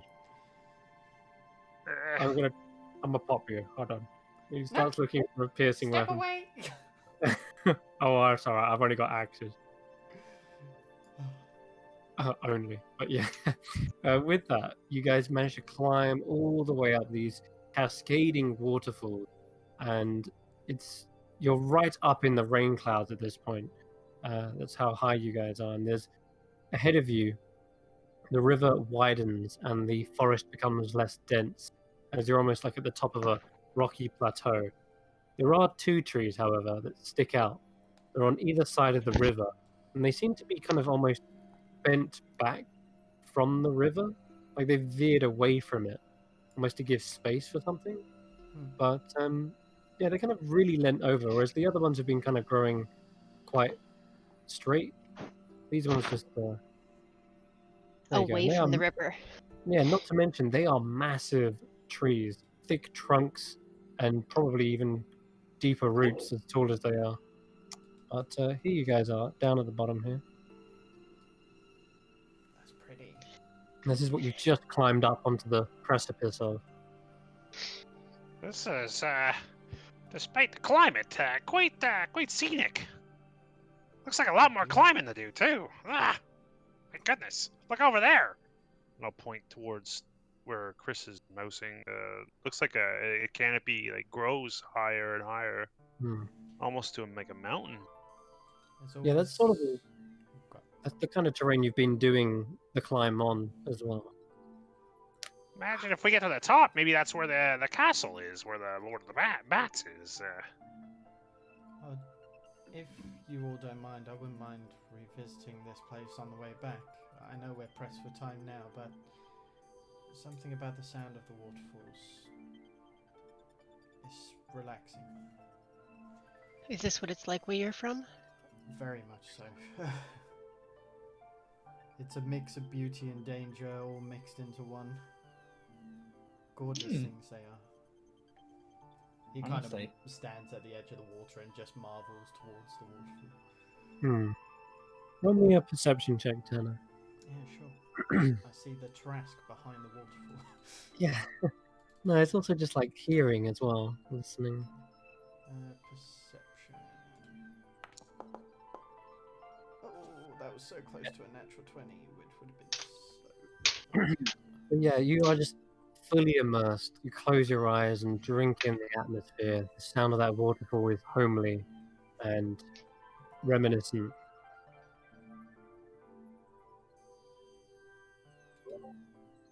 You made that with me, Cam. Yeah, you made it with it, though. That's fine, though. Oh, No. Oh. No, but you did roll it from your sheet, though. Oh, that's fine. Okay. Are you sure? Because my perception's +4. Yeah, I was gonna say -1 is. Okay, then you did have it up in the sheet, then. How bizarre. So what did you get? An 11? So that would have been 8, 9, 10, 12. Oh, 12. Alright. So, you see the bats are flying around to and fro, not in any particular direction, but there seems to be less bats the higher you go now. Like, there just seem to be more sparse. Maybe 1 or 2 bats up on the higher ridges.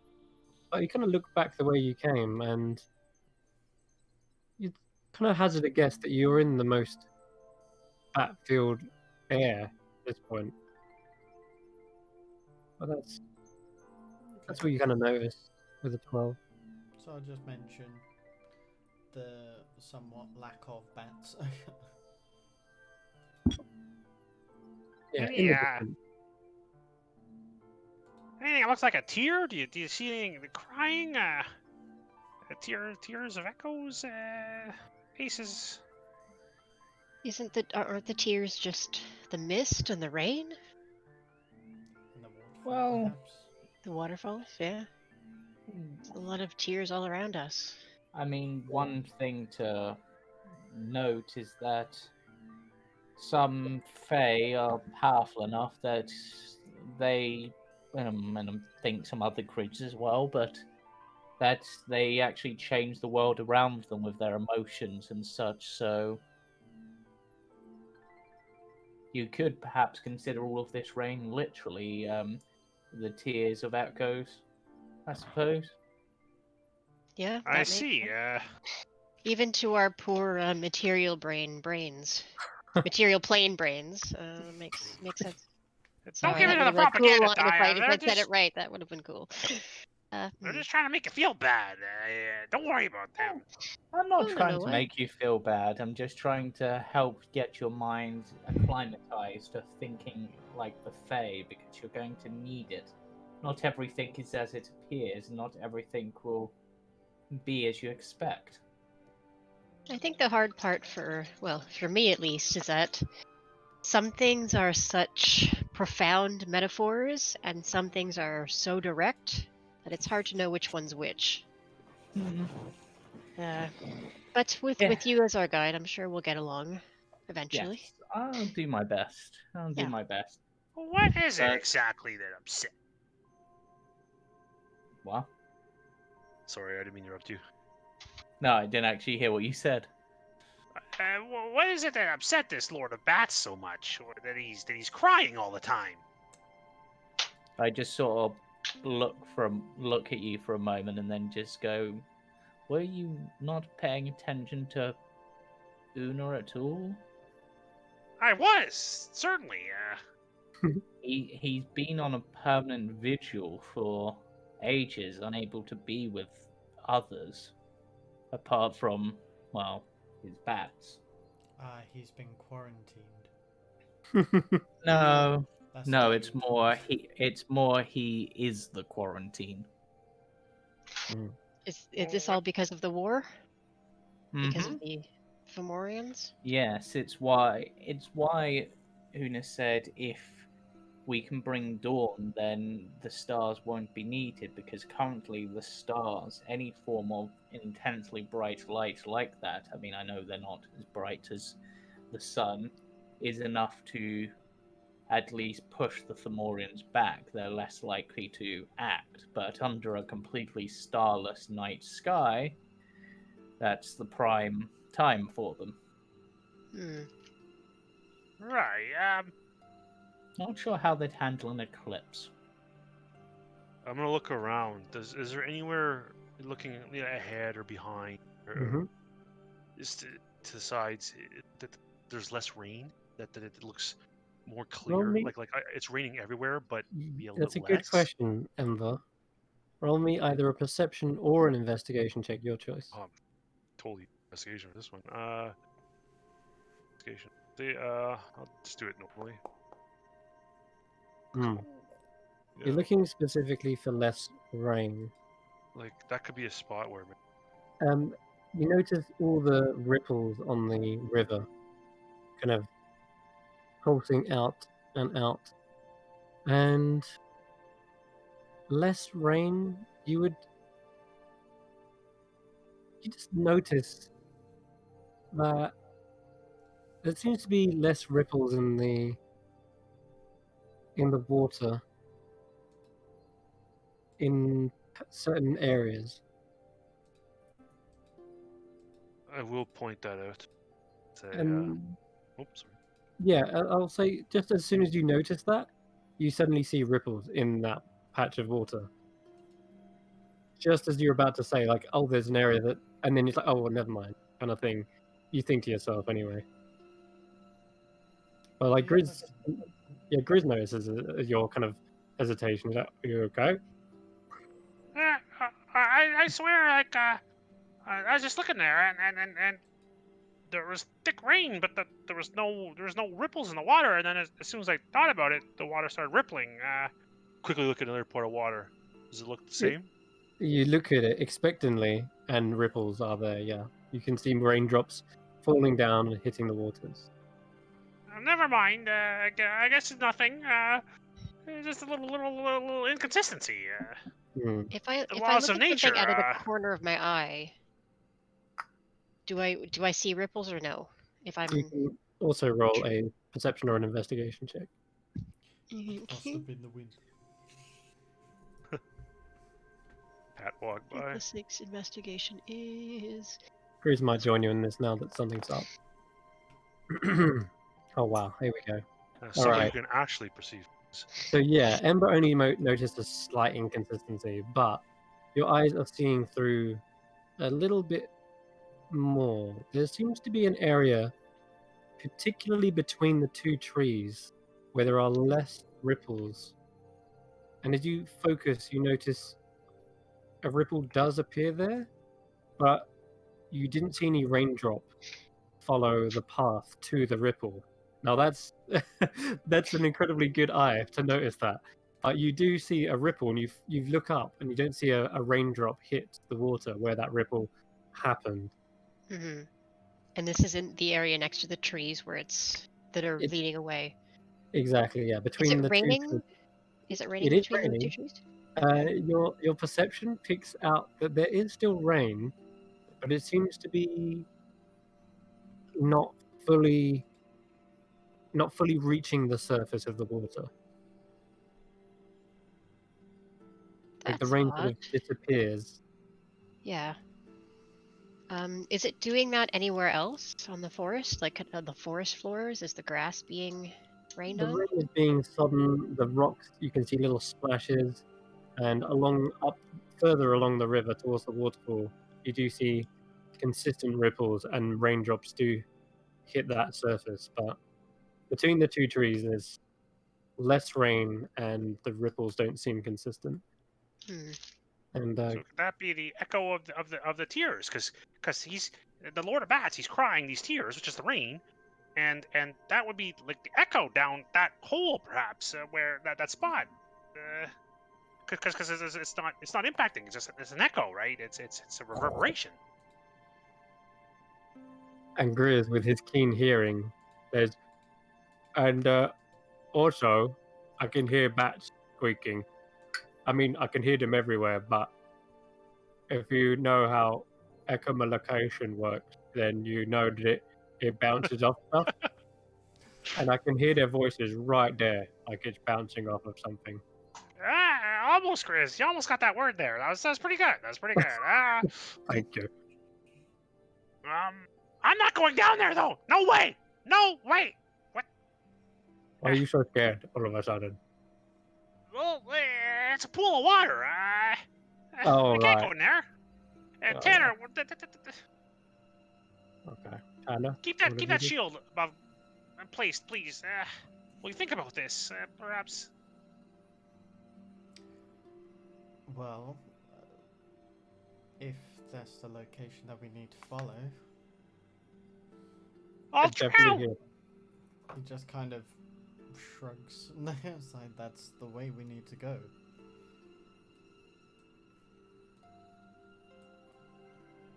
Is there any sort of like raft up here or something that travels between this, or is it literally we're going in the pool? It doesn't seem to be a raft, no, or any kind of thing. But Grizz says I could definitely hear echoes coming from something there.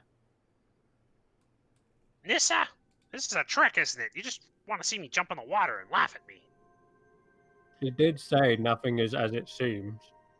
Mm-hmm. How... This is going to be a really weird question, but how do you know that water is wet? I was literally thinking the exact same thing out of character. Tanner will walk up to the water's edge, Mm-hmm. just kind of look down into it. As you look, you see an odd refracted pool of water. It doesn't seem right, and maybe you could have noticed this with the waterfall earlier, but you were too immersed in it and perhaps thinking of old times. But now you're kind of right up against it. You see the kind of image shift, like on a slight facet, switches and slants. Does that make sense? Like you're sort of looking through a refracted window, Okay. and the image sort of slants slightly, Okay.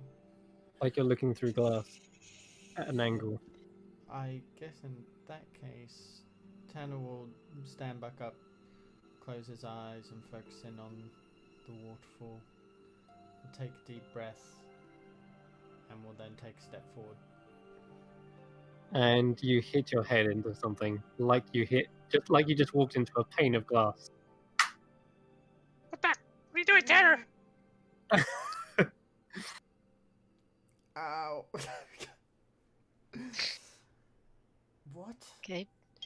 Daya will Climb follow it, his maybe? example and reach out her hand into the water to see if she can reach out into the water. You can't reach the water. Your hand is intercepted by a cold, smooth surface. Does And it feel hard. like it's hard? Yeah, Is it okay? feels like glass is your best guess at first. But then, as you're perhaps feeling around a bit more, you notice there's different facets to it. Like it's not all one pane. There's edges, there's corners, and there's even little tips which are a little bit spiky. It was a good job Tanner didn't like walk straight into a spike, because that would have been really painful, and he would have popped. He's he's Is it vulnerable not- to piercing damage. Has it not been a minute yet? It's been a minute I now. was gonna say. I just brought it I'm up. still anyway. deflating. But yeah, you can feel the edges and the different smooth surfaces. They all seem flat, but they're like connected to each other. Kind of Okay, so prison we or can't go in the stasis? water and we can't go across the water. Is there a way that we could, like along the river's edge, that we could get to those two trees? You're kind of at those, I'd imagine, right We're now. right there. Yeah, you've kind of gone over to that section where the water was a bit odd, and that's where Tanner said he was about to step into, but Mm. he's hit a wall. Can it be climbed? Like we have spider climb. Do you try climbing it, Cam? Okay, Uh, give it a go. Yeah, you absolutely can. You begin climbing up, placing your hand upon the surfaces, and you climb up until you reach like the very tip, and then you feel around. Roll me a perception check again with disadvantages. With disadvantage. Actually, no, just flat. Just flat. Just realized something else. Yeah. Oh, Okay. another 12. Okay. You start trying to feel your way around, and there are multiple columns like jutting out, and they get higher and higher. And you see Tanner reach about 20, 30 foot, and then he seems to be like feeling around for another one, and he climbs that up another 10 foot. And you've no idea what kind of surface you're traversing, but it feels like jutted, pointed columns which are going in slanted directions. They're practically invisible. They're all invisible, but every time So- you kind of reach one, you see a slanted, distorted vision as you look down, right? Just So again, Tanner's like just in the air. Yep. At this point, just climbing an invisible column. Mm-hmm. I think I'm closing in on the top, guys. You okay up there, Tanner? He was never seen again. Some Are say any he's of the fine. bat sentries reacting to this? The bats do fly around, and they squeak and squeak. And from here, Tanner, you can hear their voices very, very clearly. Even though they may be soaring up above you, it sounds like they are bouncing off of a solid surface and like echoing off of something. Oh. Can Ah. I try and see where they're bouncing off of? The sounds, you would need like echolocation to pinpoint. Oh, sorry. I thought you meant they were literally flying into it and making a sound. Okay. No. It sounds like their voices are closer than what they should be, because their voices are bouncing off of the same thing that you're climbing, right? Yeah.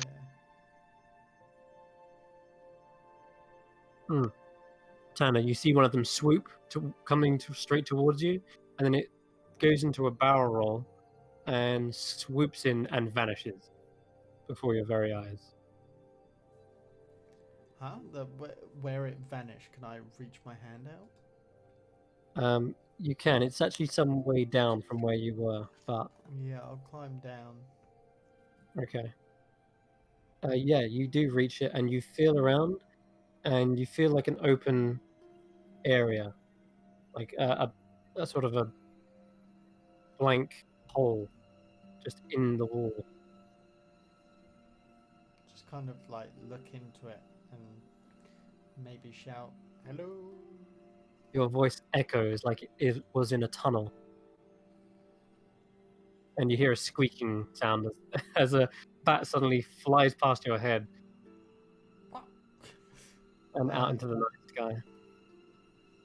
I found a little tunnel. I think I found where the bats are coming in, or getting out, going in. Where does it lead? It goes all the way down to below the surface of the water, or? It looks like it's just going straight across, doesn't it? Roll me an investigation check, Tanner. I'm good at those. Nope. You just see it kind of vanished into thin air. So you can hear a voice, like your voice is echoing in a tunnel, but all you're seeing is your allies down below because you're seeing through whatever that thing is. Oh, I thought I found the little tunnel. You did find a tunnel, and you can hear a tunnel, and it feels like a tunnel, and yet you cannot perceive with your eyes a tunnel. Oh, okay. Yeah, it's something. Try closing your eyes and using your other senses. That's a good idea, actually. I will close my eyes and I'll see if my ears can see anything. You definitely hear clearer with your eyes closed, and you can hear squeaking. The bats are definitely within there and are coming to and fro. And your voice echoes inside, quite deep as well. But you have no sense of what you're seeing without actually having echolocation. You just get the sense that there is an opening there. Nissa, do you have any ideas? Would I have any ideas? It's as you said yourself, nothing is as it seems. But I think you would have an idea if you looked at your spell sheet, but I'm going to not prompt you any more than that. Oh, would a certain fire of a fey nature be helpful? 100%. You know that is used. You know the exact use of that spell is to highlight things. Yeah, I'm gonna cast. I sort of look at the party and I'm just like, well, there's something I can do to help, but I don't know if. Actually, wait, that's from my Fey ancestry, isn't it? Not from an actual spell. Correct, yeah. So is that a once a day thing? I forget with that. It is, yeah. But you know what? I have like a bit of a homebrew rule, and that is that you can also use spell slots to cast your racial spells. Where even is that on my sheet? Whatever. I know Yeah. I have it. It's not come up yet, really, Ember. But if you want to use, sure, it would have. You've had spell slots for better things, if I'm honest. I sort of look at you and be like, well, there's something I can do, but I can't do it too often, so I don't know if any of you have the spell. Oh, what would it translate to in common? Fairy fire, I guess? As racist as that is. I don't know what the hell you're talking about. Fairy fire? Weak fire. No. I go fine. Doesn't want to. I cast fairy fire. All right. Nissa begins to fly around, sparkling and letting loose this sort of dust around the air. And it begins to highlight something, revealing an illusion before your very eyes. What color are you highlighting in? I would say probably the similar sort of blue to her wings. Nice. I like it. All right. So yeah, there's Makes this deep sense. blue. And it seems to be almost highlighting, because it's in blue, almost kind of highlights like an amethyst or a blue amethyst in sort of color. And yeah, I guess more like a dark sapphire. and these crystal geodes are all jutting out. In fact, they've grown so much that they've pushed back the trees, and you can see Tanner is held aloft on one of these columns, like halfway up it. But the entire section between the two trees is this crystal geode soaring almost as high as the trees are. Something like this. Oh, Jesus. Looks looks very superimposed. But hey, Look at that, Daya! the best image I could find.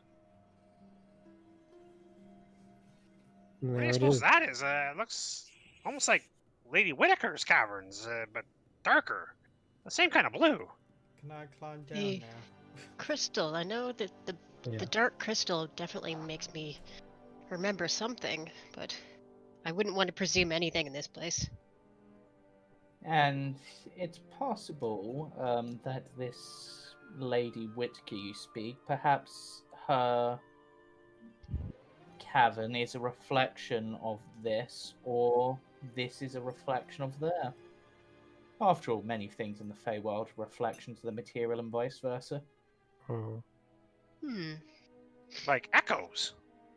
Yep. Ah, the echoes of tears, the reflection of tears. Well, And- Lady Whitaker's chambers was about divination and the future and possibilities. And it was bright blue. This is dark. This is it's got to mean something different. Yes, but she sees the future. Nathan is on a vigil. It's kind of a seeing thing there. But yes, if anything, if I was to say that, going by that, if this Lady Whitaker is divination, then this probably, and this is me just guessing, Chris, would probably be closer to abjuration.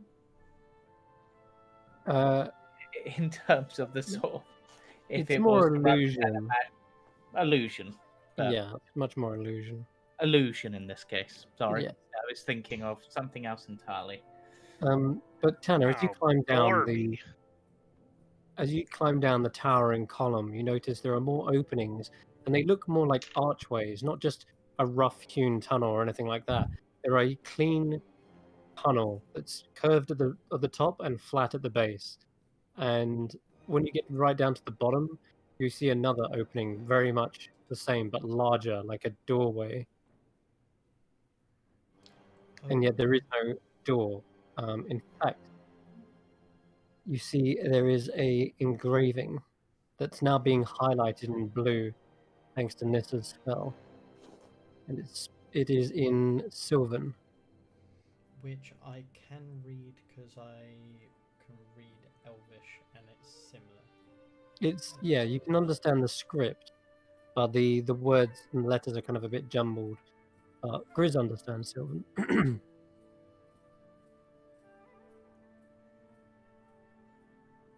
Grizz, what does this say up here?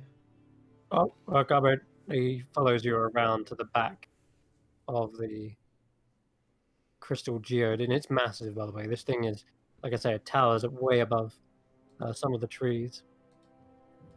And let's have a look. Okay. Kind of brushes his sleep from his eyes. It says, "Those who cannot live a life without her, turn back now, for the darkest dangers lurk under the quietest bough." And that's bough as in like bough of a tree. I can read, guys. The darkest dangers Chris, that's under the pretty good. quietest bough. But who is that she? Una, I would assume. I looked at Nissa. Does that sound right to you? I think I've figured it out. Okay, lay it on us. Well, the Lord of Bats, he's sad, right? He's crying. He can not live a life without her, and he's kind of in exile on this duty. So perhaps he's a lover of Queen Una's and is living a life without her, and he is crying due to the sorrow of missing his loved one, and Perhaps this is the reference. I don't know. Never mind. I think I'm never mind. Nisso, you know Queen Una. Do you think they're lovers? Or is it There's- something else that he's missing? There's definitely a. I'd know this, right, Chris? That is not something you would know, actually. Yeah. It's always been hinted at, but Una does not show that kind of emotion freely to the public. If there is an emotion Interesting. like that. Well, it says those who cannot live a life without her. So he's chosen to live a life without her because he's chosen this vigil and has not turned back. And the darkest dangers lurk under the quietest bough. So we have to find him in the quietest bough, I would think. That would make sense. This whole place is pretty quiet. Should we call out to him? Maybe. Give it a go. Maybe we could shout through the doorway. Hello? Oh, God. Hello? Chris says. And you just wait a moment, and then you hear his voice reverberate and echo back.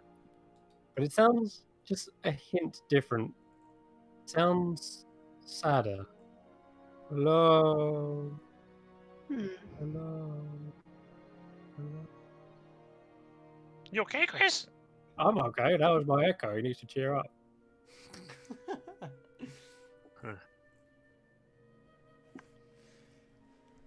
Interesting. Should we just head in and is this a quiet bow? I mean, darkest maybe we- dangers. That's very foreboding. Well, you are We could planning ask. to go into the Fey Dark. It is what we're here for. I can't say I like it, but Hey, Daya, you have that note from Queen Una to from the Lord of the Bats. I wonder if it's a love letter. Could be a love letter. Oh. We should open it. no, we should not No, open we it. should most definitely not open it. Are you A crazy? Nafian doesn't get. I'm What very we should curious do now. What's is in that letter? alert the sentries that we have it, and I will try and I'll pull it out and wave it in the air and try and catch the attention of one of the bats. Some of the Say, bats. Yeah, go on. oh, this Queen Una sends this for your lord. Will you let us pass? Chris sort of translates. Squeak, squeakum, squeak. And you see one of the bats flies down. It flutters in front of your face, Dyer, like frantically, like looking you up and down, looking at the letter, tilts its head, and then snatches the letter out of your hand. Hey! Oh, Hey. hey. And you see the bat begins to fly into the open doorway, Follow the it. tunnel Okay, I'm beyond. gonna follow it. Now that Yeah, I know where follow to it. go, I'm gonna follow it. Yeah, definitely. Okay. Give chase. Let's go. All right. There, let's go. This is our chance. Crap, Dyer. Not that way. All right, Dyer. Ooh, crap. No, no. There we go. All right, you run into the darkness beyond, and when I say dark, I mean pitch black. It is a total void of light. And you say the rest of you guys are following in? I would. Yep, Okay. I will follow. The other. Quickly, All right. quickly! Nissa, Daya, slow down. We can't keep up with you. I think even Nissa, you see utter darkness before you, as you enter. I will light a torch as I go in. Yeah, I'll light my hand. Your up. torch, Right, you cannot even find a torch at this point in your bags or anything, because you're like fumbling around in the dark. You might find one and try to like blindly light it, but you're still fumbling around with this thing. I cast Dancing Lights. Your I light my lights hands are up. blotted out. Oh. Oh, this is like a Too dark. yeah. Hmm. My hand's no good either. I'm Your assuming hand, it does nothing. your hands issue forth some heat, but no light. Daya, wait. Well, what's we happening need to here? form a train of sorts. Where are you? And I'll just reach around. I'll Tanner! step a little bit back and wave my arm a little bit, but I'm still keeping my head facing forward to where I last saw the envelope. Okay. You saw the bat disappear into this darkness, and you heard a squeak, squeak, squeak, squeak, squeak, squeak, squeak, and it echoes everywhere, this way and that, like it's reverberating off a glass surface, much like the crystal you saw outside.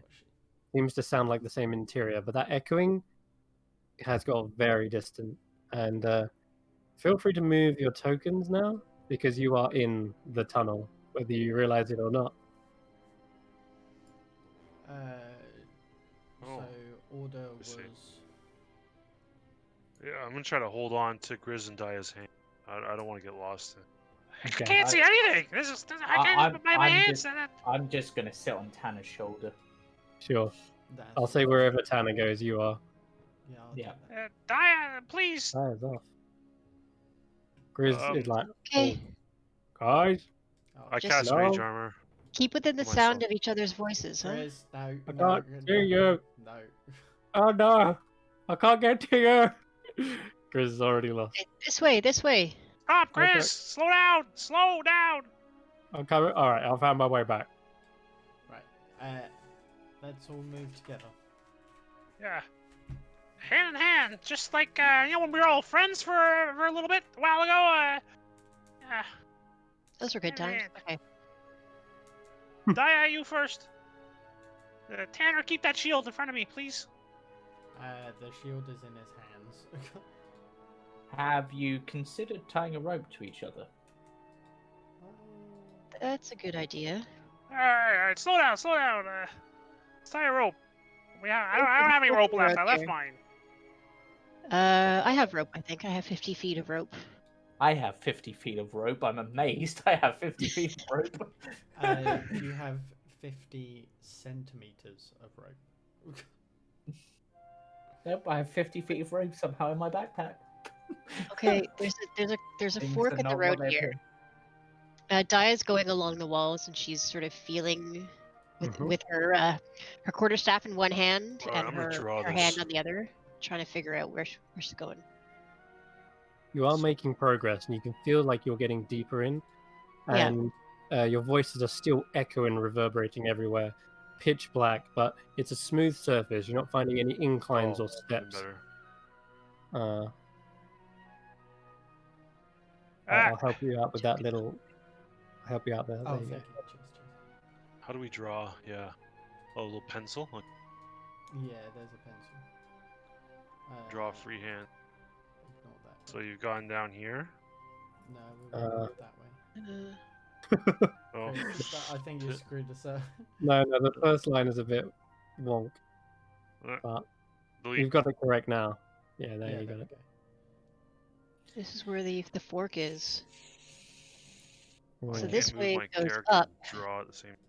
Oh, and at this point, I'll turn off the rain as well. So As you are the inside. fork to the right goes up, and the fork to the left goes down. All right. So it only goes up one space, Sarah Jane, like that. I don't know. I didn't fill it all the way. So it goes up. Okay, let's 2, 3. be careful because we don't want to split up. Because if we Yeah, get split up, yep. we get killed individually. It's not fun. So yeah, I just had to continuously switch between my draw Okay, tool. so this is a room. my- This is a room in here. Gonna Okay. have a music bot join. Okay. So this is a room. Good to We know. just walk into each other. Oh, sorry. Sorry. Bumper cars. Change the volume. Is there anything? and Is there anything else in this room? Like, Pitch is there black. any pitch black? Nothing. No furniture. No nothing. You can't feel yourself tripping over anything. No, you feel like Okay. you're in a smooth, blank room. Okay. I will say, just change the volume if you need to on this. So the room's like this big, guys, Oh crap! ish. There we go. Or is that too big? Let's work it out. So there's a wall there. So 1, 2. That's it that's goes the edge here. there, Jane. This is Okay, the so edge like as that far as then. I can go. Okay.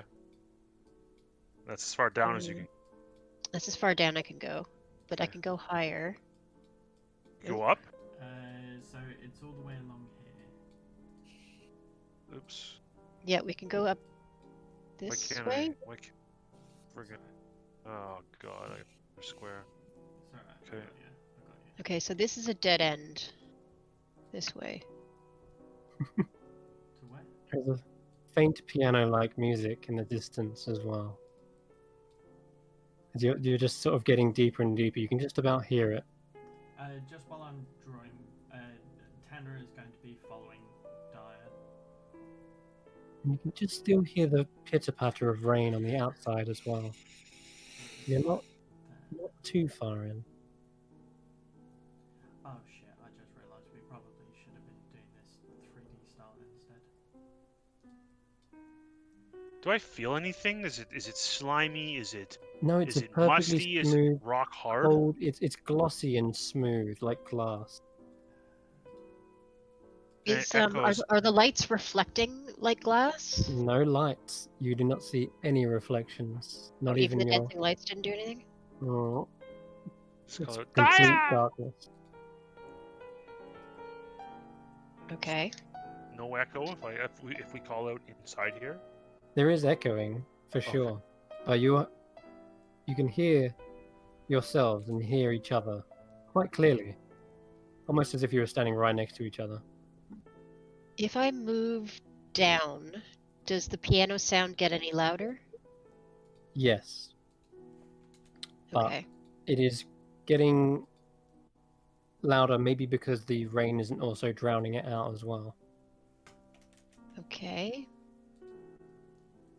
Are there any sound of bats anywhere near here? Occasionally there is a bat, but not of right now. There's not whilst you're like blindly stumbling around. And okay. Cam, you had that right. The you moved that line. Yeah, you had I it know. right. I'm trying to just correct. Do you want to help? This is chaotic. There you go. We're literally moving around in the dark, Oh, bumping into each other. why have you just Ah. it screwed my mouse up? No. There we go. It's correct. Uh, I'll put it there's back. a wall here. Watch out, Grizz. Watch out, Daya. Okay. A little tunnel this way. Oh, there is. Keeps going. This is the edge. Here. This is the edge. And it goes down. There's And the our piano edge gets louder. Here. Oh my god, I just scrolled out and looked down. It's another room. No. Yeah. Tanner, Wait, what? Oh, cracking me up. All right. okay, right. We need to draw this 3D style. Okay. This Style. piano song is like it conjures memories. There's an emotion tied to the sound. Feels like you're dancing with your lover in the halls of an abandoned castle. That's the kind of image it conjures. So like You're in a- gothic mansion type of thing? Yeah, absolutely. You imagine A haunted mansion. like Michelangelo paintings on the ceiling. You imagine Gothic like furniture and chairs.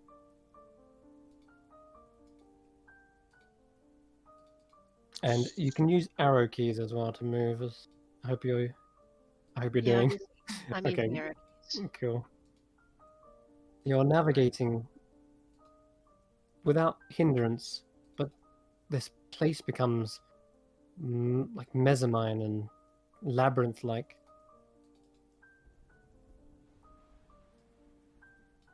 And oh, I see what you would do. Oh, it's like you just keep bumping into something there, but Crap, Ah. crap. Go. Grizz comes around the corner.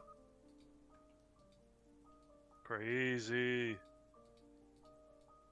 Is this what Steph said she would? You said Steph would hate. Yeah. And Yeah. I'm gonna just be right back real quick. You figure that stuff out? Oh, that line. Oh, okay, that line there. Well, this is exciting, Wrong. isn't it, everyone? It's like this is as close to a dungeon crawl as we're gonna I get. feel like I had to I just fucking. realised I didn't have my voice changer on then, so. This is work. Okay, There so we this is go. this is a passage here. Someone wants to draw this. If you wanna, I can't go up. Oh, if you want to get rid Okay. of the lines, Derek, I'll try and fill in the gaps as and when. Oh, you're doing this properly? Yeah, I'll I'm delete trying all to mine map then. This out. Yeah, I'll delete all mine. Boom. 'Cause you're doing a much better job than I am. How did you do it straight? Oh fuck! Hold on. No, I've screwed up somewhere. Oh, draw a polygon? Is that what you're doing? Hold on. Where the fuck is the entrance? Oh, there we go. Okay, right. It was this line here that I screwed up. Yeah, it was draw a polygon. And it's much neater. Okay, right. I'm gonna change that very quickly. So this one was like that, and like that, then like that. And that part is like that. Oh, so it's like there's like a column in the middle then. So it's like that, I believe. So that's how we got in. Yeah. All there right, we I go. see. Okay. Nice, Cam. So it's a column. All right, I got it. Sorry. Okay, that should be a line there, south of me. That This is column. what Yeah, was exactly. missed, yeah. Yeah. Okay, right. Here we go. We're mapping out the place. Testing all these walls. These walls are Okay. all good. Right. Chris, you're an evil man. This is quality content. Yes, I'm sure anybody watching this, I'm sorry. This is Chris's fault. Okay, so I've got that bit so far. Yep. And This it line ends where I am here. standing.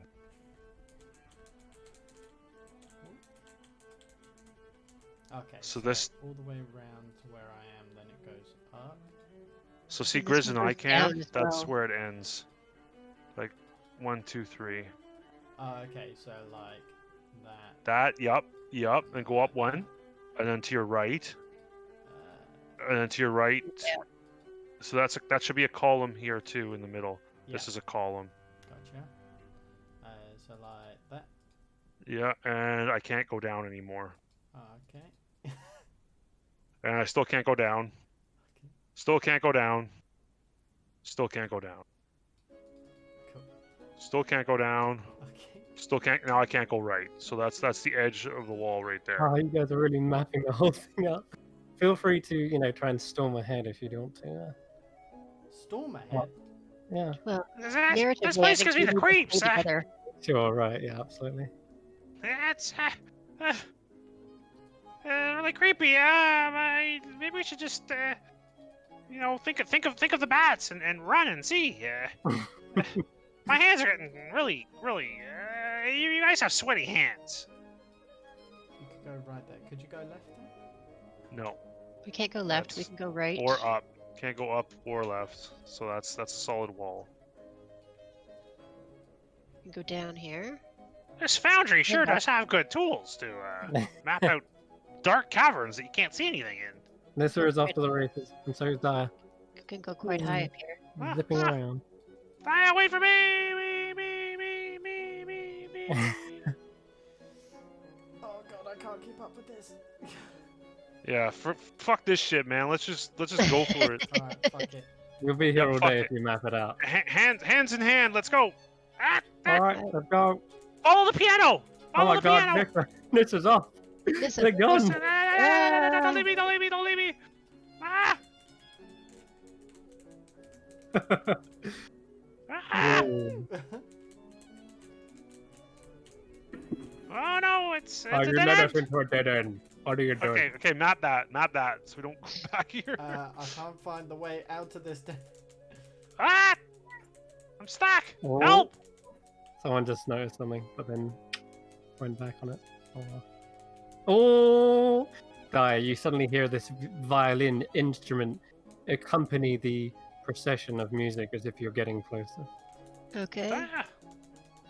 It's louder here.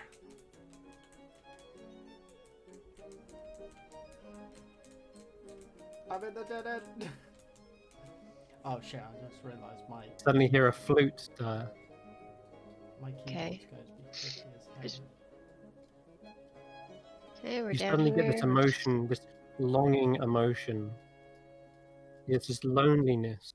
The longing is for Oh, this is a dead someone end. else.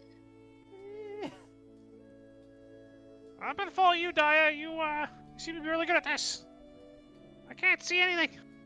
Ah. I look back. Can I see the entrance? No, you cannot.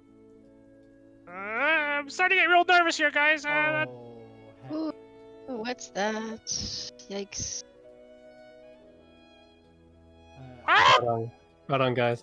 Oh, And I'm not going to ask questions. Oh, wait, Nissa, you made it out a long time ago. Well done. All right. Well done, man. Okay, cool. Let me just... Pause.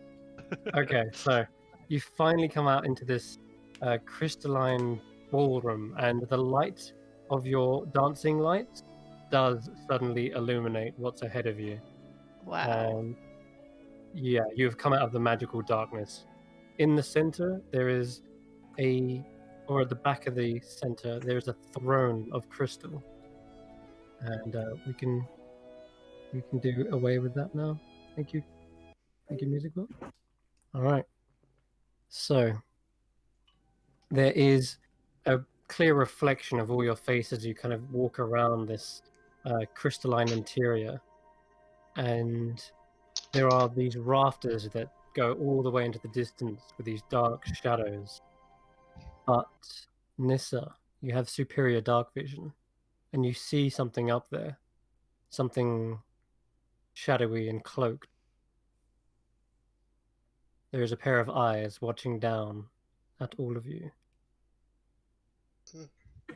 Nissa looks and then bows slightly in a formal way, because obviously thinks it's who she thinks it is. So Okay. Gaya's to gonna show some copy respect. Yeah.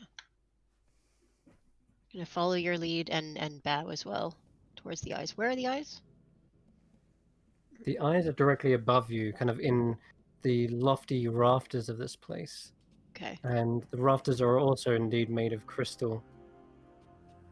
Is there any And- sign of the bat that stole my letter?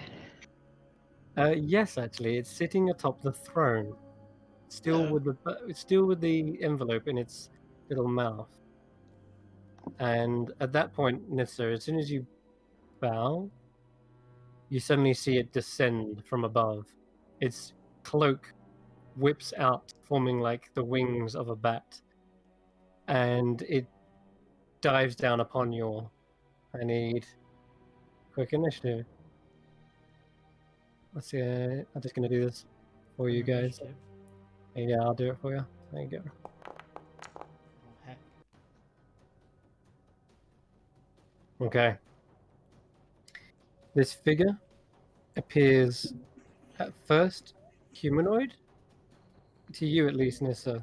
Kind of looked like a man with kind of pale skin, but then it quickly shape changed and turned into like a horned figure. They have this veil over their face and a blindfold covering their eyes, and in their hand they hold a sword made of pure shadow. What And the fuck is that? as Ah! they land, oh yeah, they get to. And I'm going to say that Nissa, you're the only one that's not surprised. So, what would you like to do on this round? Right, so based on what I know, is this who I think it is? No, it is not.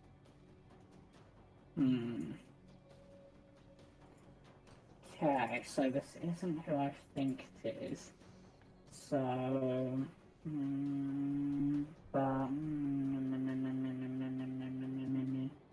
A blade comes swinging towards you.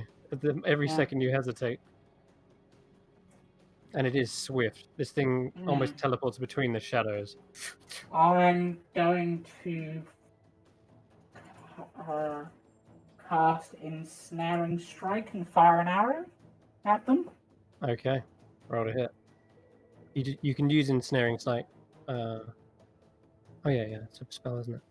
Yeah. Okay, go ahead. Roll to hit. Where's my bow? Sorry. There we go. Why does that keep rolling with advantage? 21. Okay. So And it would be with disadvantage, but you still rolled a 21, which is fantastic. So the arrow fires forward, and as soon as you feel strike, that helps. okay, as soon as you feel like your arrow is about to hit, you see the creature, or the humanoid-like creature, vanish into a puff of smoke, almost like you've popped it, and it just disappears, dispersed. Anything else? I just sort of stare for a moment, and then just be like, "We come seeking the Lord of Bats." You hear him say, "You know where the Lord of Bats is, don't you?" You hear a tapping of glass coming from the center of the room. Oh, he's beneath this, isn't he? And who are you? You know who I am. Don't be coy. Do I? You don't. I'm like,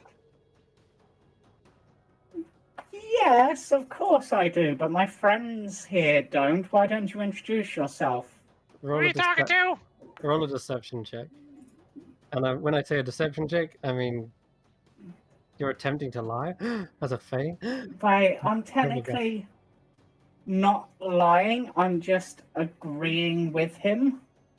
If that makes sense. No, I suppose I couldn't lie. I'm like, No, you can't. Okay, so instead I'll simply say, but introductions are surely in order for newcomers. Because then I'm technically not lying. I'm just omitting the truth. Okay.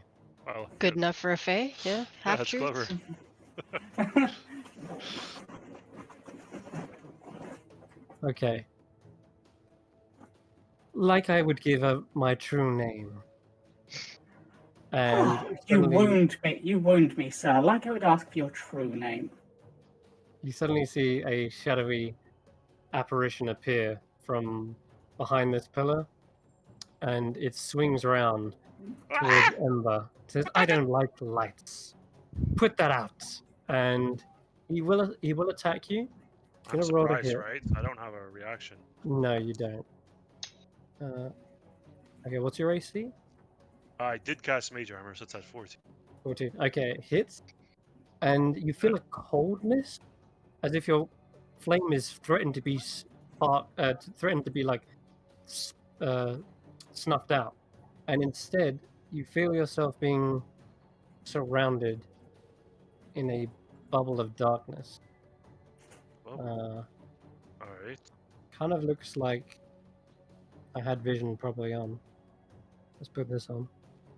I don't know how much this would change. Oh, Okay, it's wow. getting dark.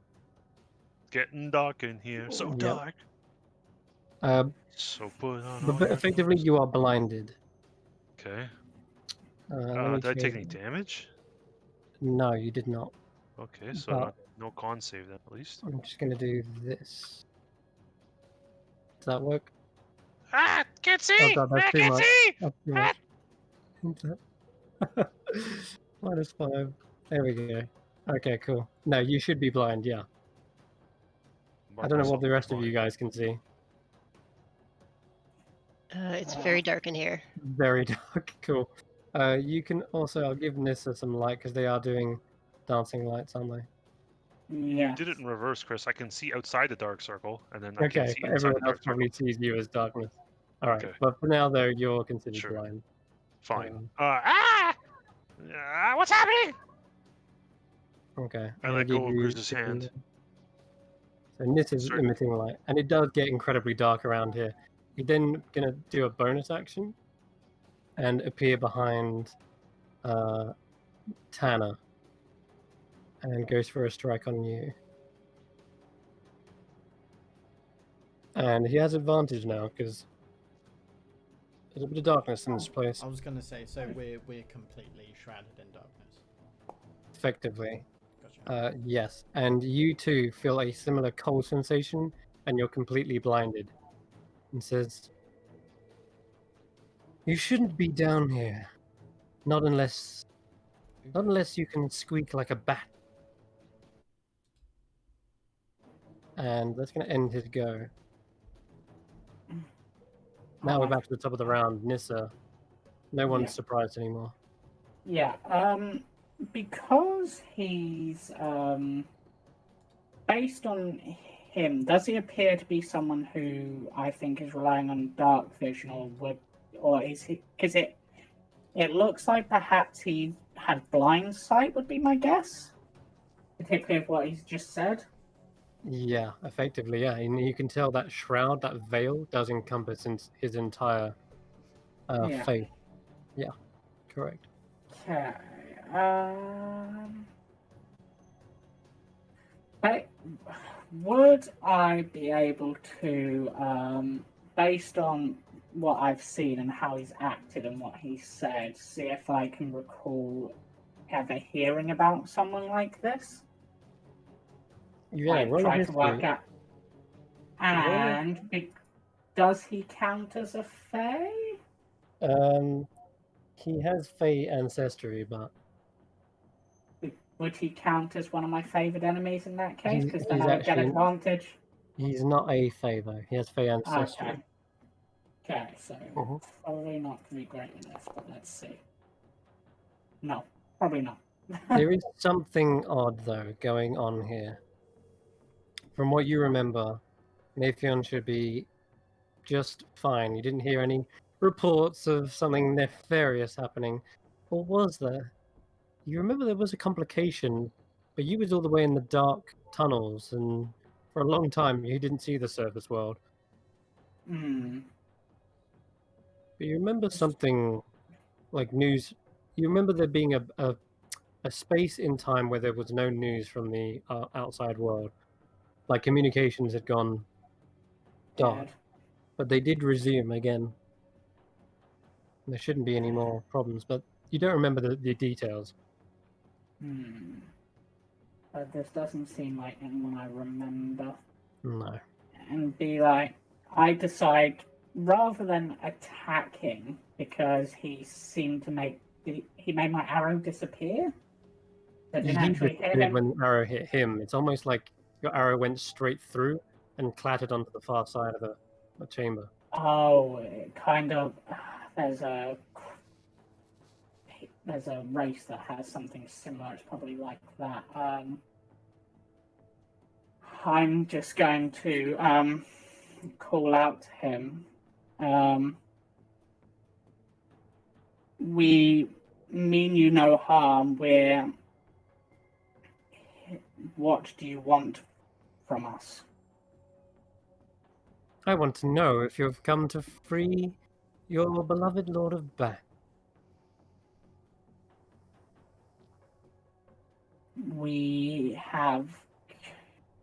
We have come to deliver him a message, and then we are planning to head somewhere else afterwards.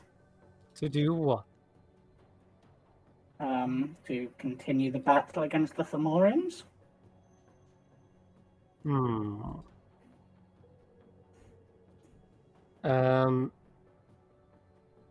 You suddenly see him appear in front of your very face, Nissa. You are a Fae. You cannot speak any lies. Yep.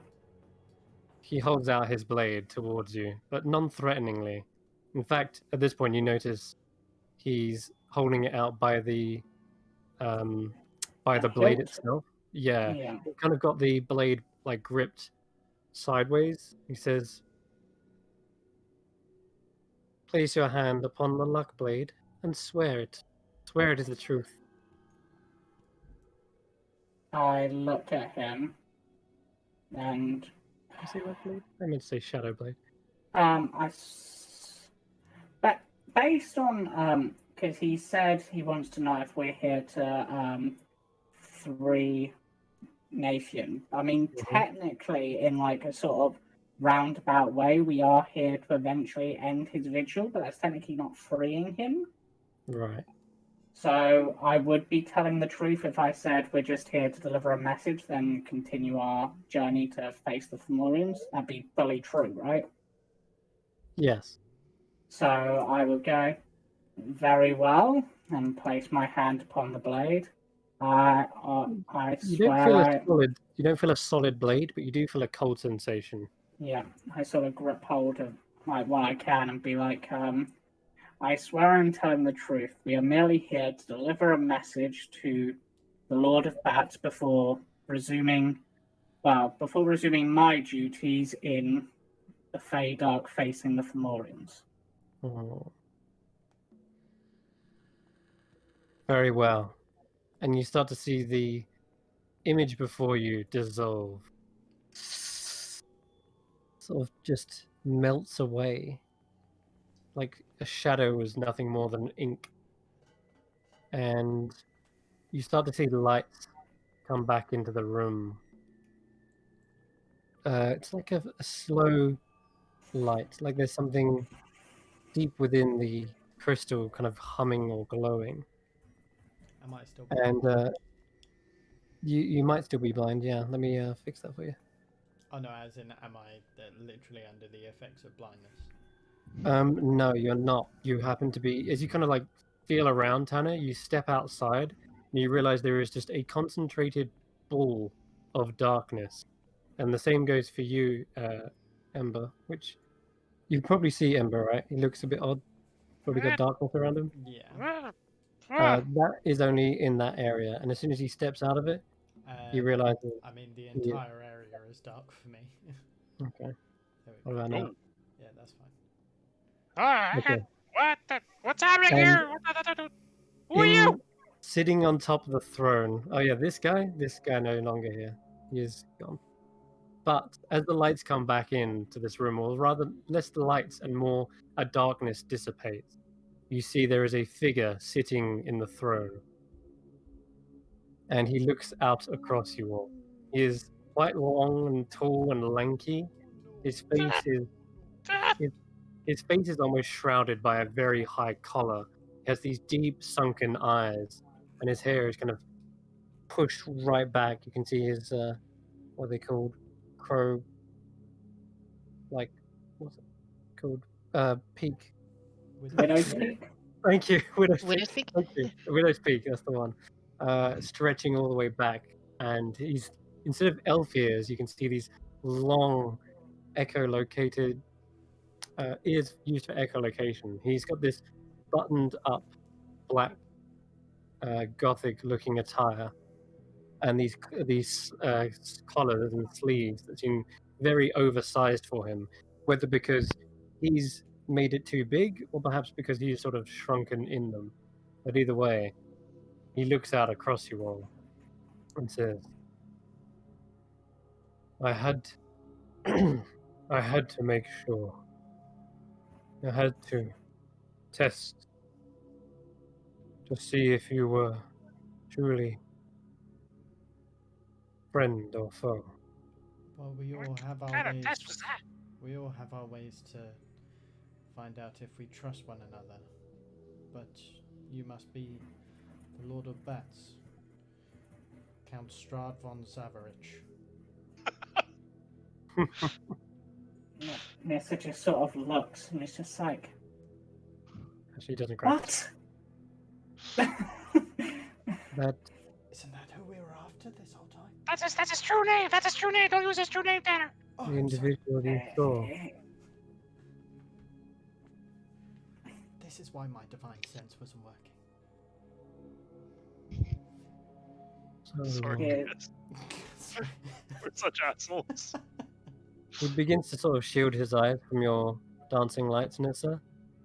I extinguish them. Because See, obviously it's high in his eyes. is that daylight? Is it finally dawn? Is it No, over? not yet, I'm afraid, my lord. But that is why we are here. We are hoping to find a way to bring the dawn. And we may have a way to do so. Ah, that is good news. But he doesn't seem to be elated or anything. He seems to still be kind of have this solemn expression on his face. One of your bats has a letter for you, by the way. Not sure which one. He reaches up to the above the throne and plucks it from it. He opens it up, and you see these long kind of gangly fingers, overgrown nails like hooks. And he begins to read the letter. It says, he breathes in deeply. It's this kind of faltering breath. I see. He nods and looks over to you all. What's it say? He looks over to you and says, well, he doesn't reply for a moment or two, but he looks across to you, Ember, almost acknowledging that you've said something, and then kind of looks across into the distance. And you see that the glass on his throne begins to manifest into a wine glass. And there is some liquid in it. And he just sort of looks at it and says, the glass in front of me is still half empty. Why do I fill it with what only poisons me? What? He folds the letter up and puts it inside his tunic. Based on his words, is he basically saying why does he keep hoping if the hope is just poisoning him? Because he sounds like he's being a pessimist with the glass half empty thing. 100%, yes. What I thought. He has this kind of dramatic posture about him. He slouches back in the chair. His other hand pinches his the bridge of his nose, and it's just, to fulfill my duty, I formed a pact, the details of which were exact. It pledged that I would forever keep watchful eyes over the night. It pledged that against those who would do fairy harm, I would fight. It pledged to Oberon that I would keep safe his home. It pledged that until night had passed, my heart would remain alone. Una gifted me the stars so that I would never be alone throughout the night. It was a promise of her love at the end of my vigil. But eventually, the stars winked out and the promise broken. I sent my courier, Vafin Arkanral, to go to her, deliver a message. But no reply ever returned. Vafin began to whisper in my ear, and would confirm what was my biggest fear. That she had abandoned me. I was alone, played like a fiddle, with no one waiting for me at the end of this lonesome vigil. The sorrow, the despair, it became too much to bear. I imprisoned myself, frozen in a glass casket, locked away from the gloom. I let fate decide whether it would be my bed or my tomb. And he sort of gestures towards the floor as he does so. And in a brief moment, you see an illusion appear, like a reflection of him, kind of asleep in there. And as he's talking about this Vafin, he does show you the illusion of that same individual that attacked you as well. And So here's him as well. carried like some kind of altered personality. Yeah, I was gonna say this guy's so emo, man. Yeah. It's gonna What break is out into going song in on? a moment. And he's Well, been look at- singing the whole time. But it's a sorrowful dirge, if anything. Quite depressing, dramatic. Dealing with vampire nocturus. Is the vampire image the Lord of Bats or his courier? That His evil is a courier. lot of bats. This Right. was his courier. Mm-hmm. So, And Okay, from cool, this, yeah. you get the idea that this Vafin was deceiving him, that he was whispering these things into his ears and effectively took over whilst he was imprisoned. Oh. And he says this, he goes, Vafin was a spy for the Fomorians. Did not know this until I had imprisoned myself. A letter much like this came from heroes. He told me that Una promised to return the stars.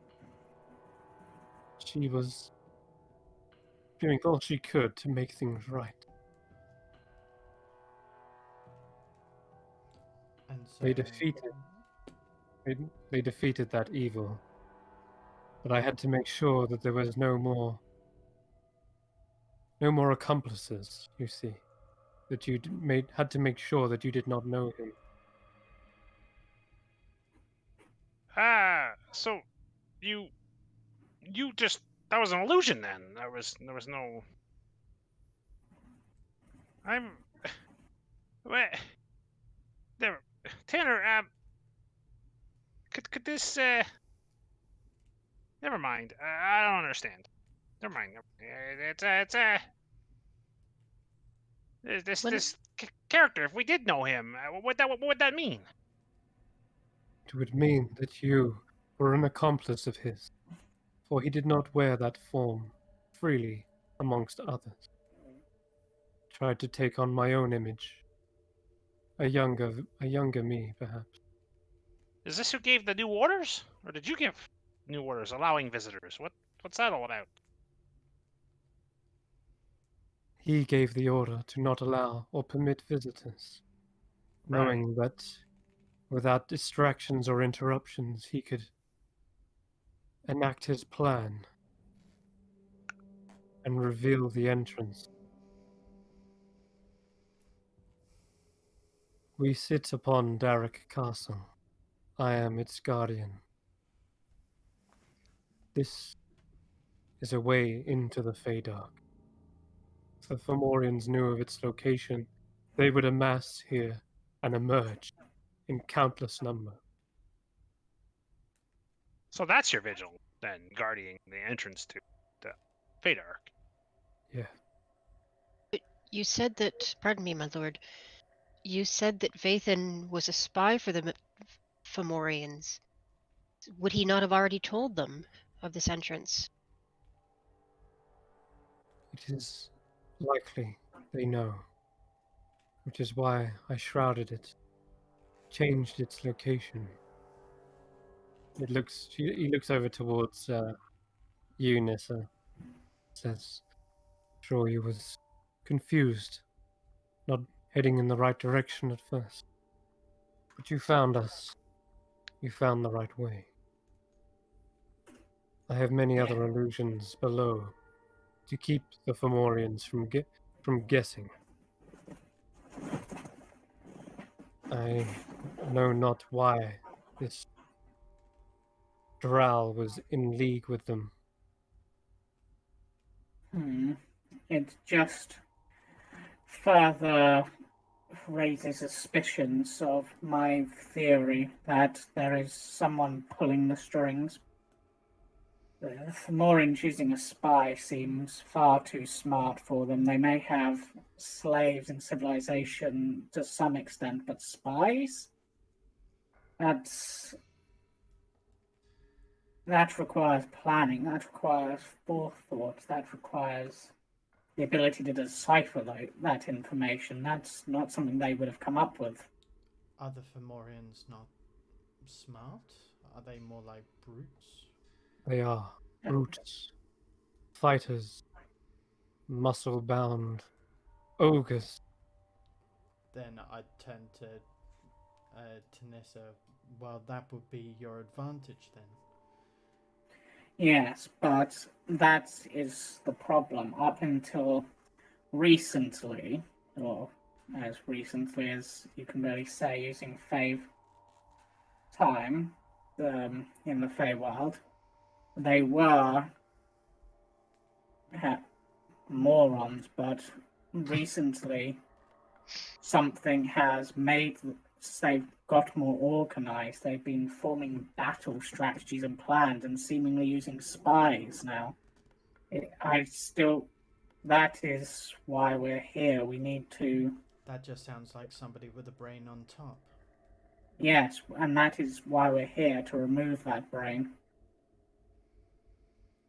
Because if we remove that brain, then the tide will turn back in our favor, and then at least that is the hope. And with that, dawn will come. At least that is the hope. Is there a possibility that one of them may have grown a brain cell extra than the others? Possibly, but normally their way of finding who's in charge is normally to beat each other up until one sits on top. So there's something to be basically stopping that and getting them to work together properly. There has to be something else behind it. But as for Chris? what? Sorry. Go ahead, James. Didn't mean to interrupt. Yeah, as for what, I'm not sure. I mean, if they've managed to get a drow on their side, that raises other questions because they, from my understanding, tend to only work with people if it will benefit them, and I can't see working with the Fomorians benefiting a drow. Though it might benefit their goddess, maybe, cause a bit of chaos. Roll a history check for me, Nissa, whilst Ember. What was you going to ask? I was going to ask the same thing. If I know anything of drow elves. Yep, absolutely. Roll a history check. Yep. Could I as well? Yeah. I'm going to infuse this one too. Not infuse, but whatever the hell it is. How does it roll with? Why does it automatically roll with advantage? That's bugging me. I'm not sure.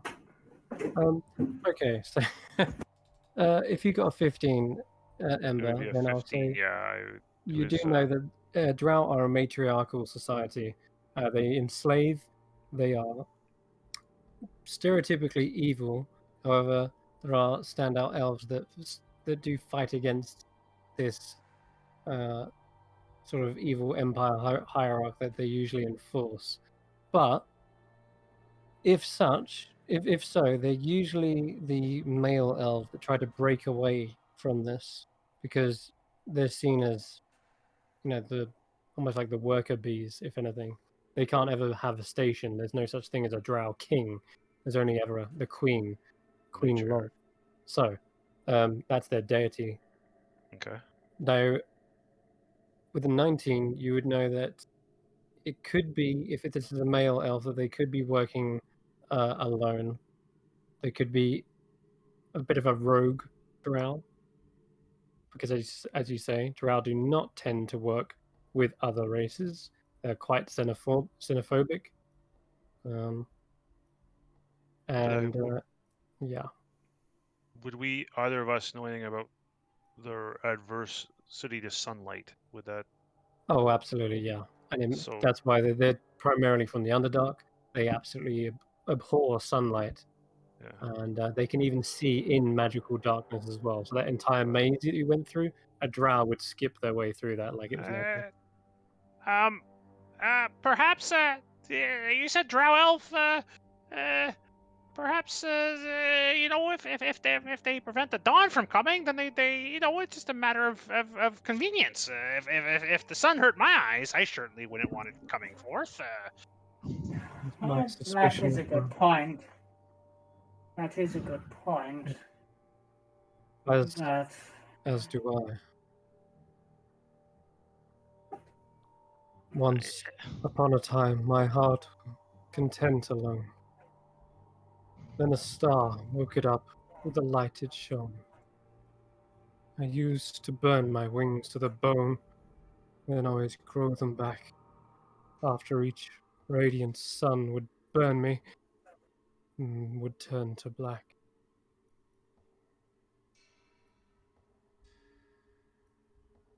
Quite the poet. Very nice. He looks at you, but doesn't even crack a smile.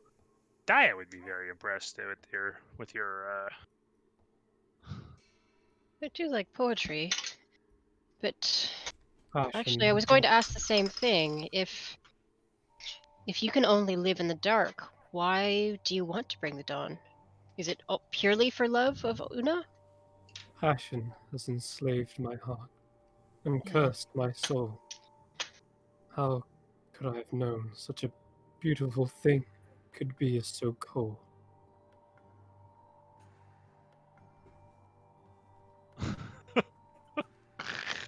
I can't handle it. This guy hurts me. Yeah, I can't handle it. I can't handle it.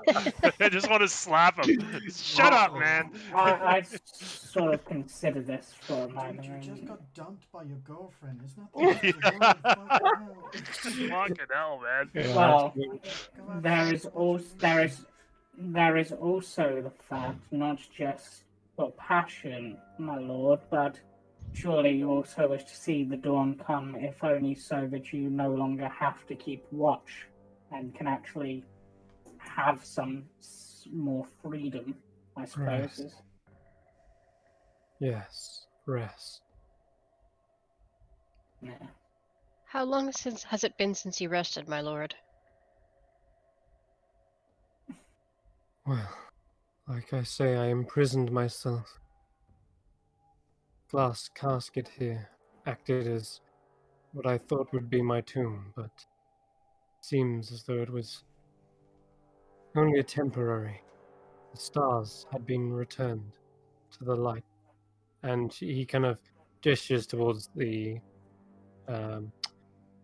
his tunic, where he kind of pats it where the envelope was. And he's placed it in his pocket next to his heart, and he says, "But it seems as though Queen Una has fulfilled her promise. I hope that she does not break it again." I don't think she will. I think you're good. We'll just have to take care of the old Fomorian problem for you, and you'll owe us a favor, but And things will be. It matters not how long my night extends. I will see this through to the end. Does your vigil serve any other purpose other than guarding the entrance to this? Is there something... Fomorians make it to the surface. The Fae will be overrun.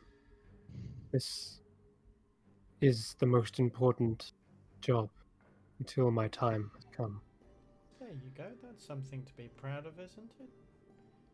It'll be something that, drags you out of bed each morning. Well, Yes, when but it is morning. she was the light behind that door that was sealed forevermore. Exactly, and We- the fact that she has sent a bunch of adventurers all this way to come and deliver a letter to you doesn't mean that she's given up hope with you. He nods a slow nod. If Without you are... wanting to intrude too much on your relationship, It did seem as if the promise that she was forced to break, quite against her will, was perhaps her biggest regret. And the only way that she knows how to repair that is to end the war, to free you from your vigil, and She has well, explained. after that, who can say? It's got to be some worth in that, right? Like the sun, like the moon chases the sun. I am sure this matrimony will never come to fully fruition, but at least knowing that she is safe and my work is done, that shall be enough. Put my heart at ease. She has Exactly, explained this, exactly. and she has told me that I am to show you the entrance. Are you ready? Ah, As long as it kind of doesn't just involve rub my another ring a little song. bit. He says, those who cannot live a life without her, and he gestures towards Nissa's dancing lights, turn back now. The darkest dangers lurk under the quietest bough. And you start to see the crystalline structure in this castle begin to crack and shift. It turns into that of like a tree. And in its roots, they kind of spiral down. And he gestures forward with one very slow movement of his hand. And he starts to kind of float off of the ground. You see these kind of almost like curtains for wings, but the kind of see-through shadows form as bat wings, and they just slowly flap in the air as he begins to descend this spiral leading down and down. I'll Well, look he's at- going down too. Yeah, I'll look to the rest of the party, just nod and leap down. Light my hands up and follow Tanner. Okay. I'm gonna Alright. shrug and roll my eyes a little bit at all the drama, but yeah, I'll do the same. Oh yeah, Alright. That's he is the most dramatic of all archmages. you just I bow to him before leaving, and my last words will hopefully your vigil will soon be over, my lord. He And, he nods. He nods. and then I just head down. I'd have I a look at. tell the myself sword. the same thing every night. Sorry, go on, Ember. You said he had a sword. You said something about a luck blade and a sword. Yeah, I meant to say No. like a shadow blade. Sorry, Shadow was blade. Okay. Yeah. Alright, yeah, then, shadow never blade. mind Yeah, Yeah. luck blade, that'd be ridiculous. No, I Yeah, even said well, I would just say I would be looking at it, the runes on it. Yeah. Whatever. for sure. Okay. He does indeed have a blade of shadow that's kind of sheathed at his side. There's still that kind of darkness about it. It's drinking in the light of the dancing lights, but This guy's so goth. All right, cool. yeah, I know. He's so edgy. So Right on the edge. deep Um, this spiraling staircase leads, and you start to see the Gothic structures, vast in their number, open up into a constructed black void of crystal. There's a central spire that you're flowing down, and it's high above these walls. It's got this vault stalactite toothed ceiling as you come down into a massive cavern. The spire is framed with ebony dragon like wings stretching from each side of the structure. And following down through these gates enters into a long entry gauntlet past the castle's foyer, lit by very pale bluish flames and on the candelabra. In the middle of the foyer lays a wide but shallow pool of dark water, kind of half flooding the area. And then past that, he beckons further and deeper. You see pale forms darting beneath the surface of that pool as you go past it. Then onto another spiraling staircase, past a fourth floor, the grand study You see walls and halls in which are littered with paintings of surreal landscapes, sculptures of fantastic beings, and objects too strange for mortal classification. And they seem to all be behind these kind of glass crystalline displays. And below even that, you see there is a balcony overlooking another kind of cavernous area, and starts to become a bit more natural, kind of veers away from the Gothic interior, and you start to see more cave-like structure where columns are replaced with pillars of stalactites, where candelabras are replaced by these faintly glowing geodes and crystals growing out of the rock's face. And the last of the rooms is a feast hall past an iron door. Great oaken tables surrounded by chairs, all of them empty. All of Hiya, them. this place is unbelievable. Where are we? Don't know, but I really like it. The whole aesthetic is just absolutely wow. What a look. Some I mean, kind he of really sticks to the barren. bit. It's great. I saw that. So yeah, they descend down again over this.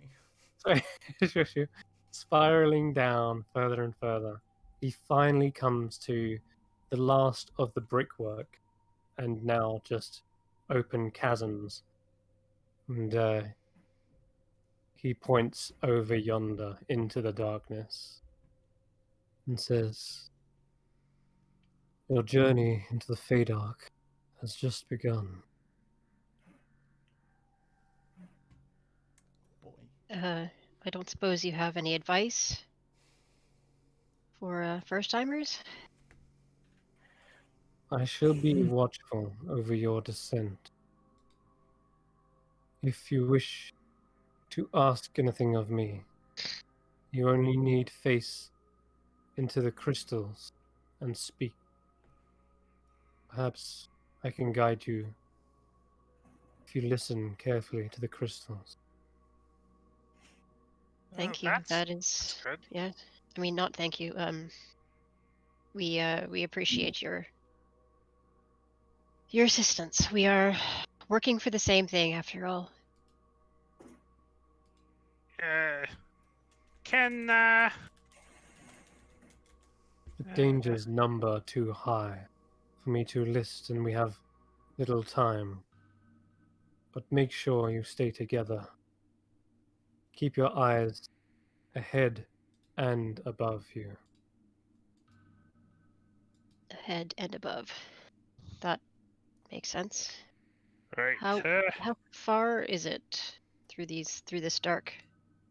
I constructed a maze such that the Fomorians would be lost in amongst the illusions and dead ends. Good. But I will echo my voice. Follow the reverberating crystals. Eventually, you might hear the battle. The cries and thumping Fomorians can be heard shaking the caverns. And if you spy a light, that is usually a good sign. Fomorians abhor the light as much as the drow.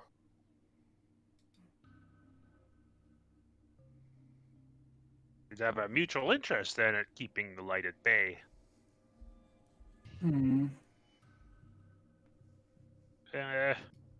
Can Relkath be trusted, assuming that favor would be granted by him? Have you Well, Kath, he gestures towards the kind of stalactites in the ceiling, and he says, Relkath's roots reach deep, even to here.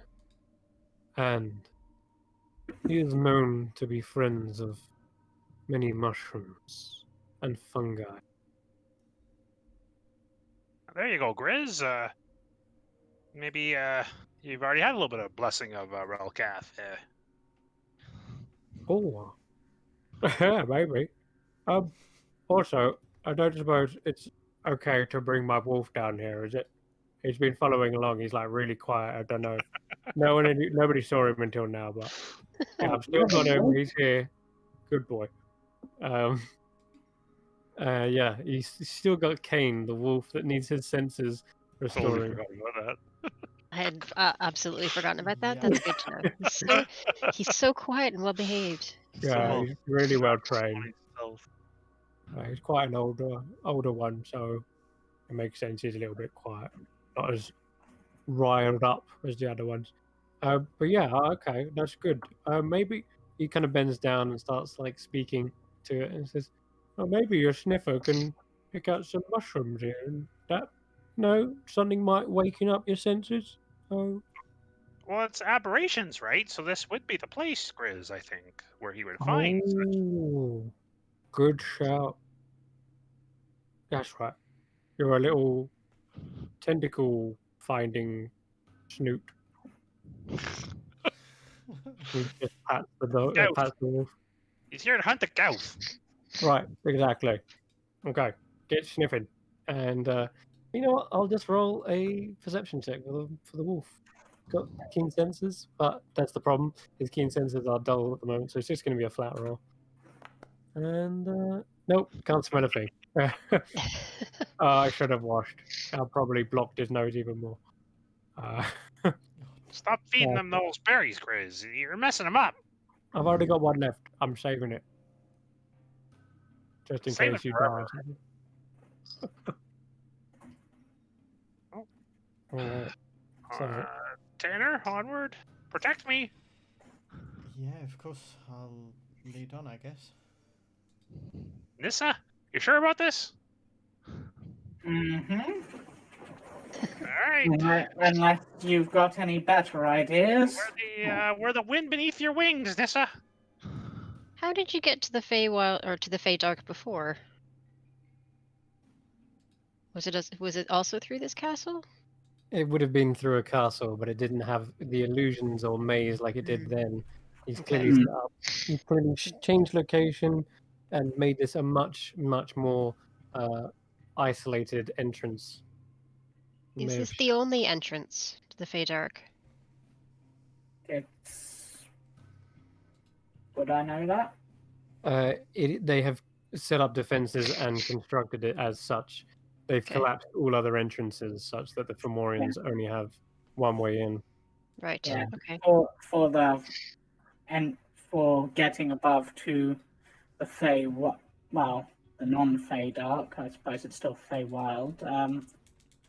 This is the only way down. The rest are collapsed, basically funneling them into a channel that can be easily defended.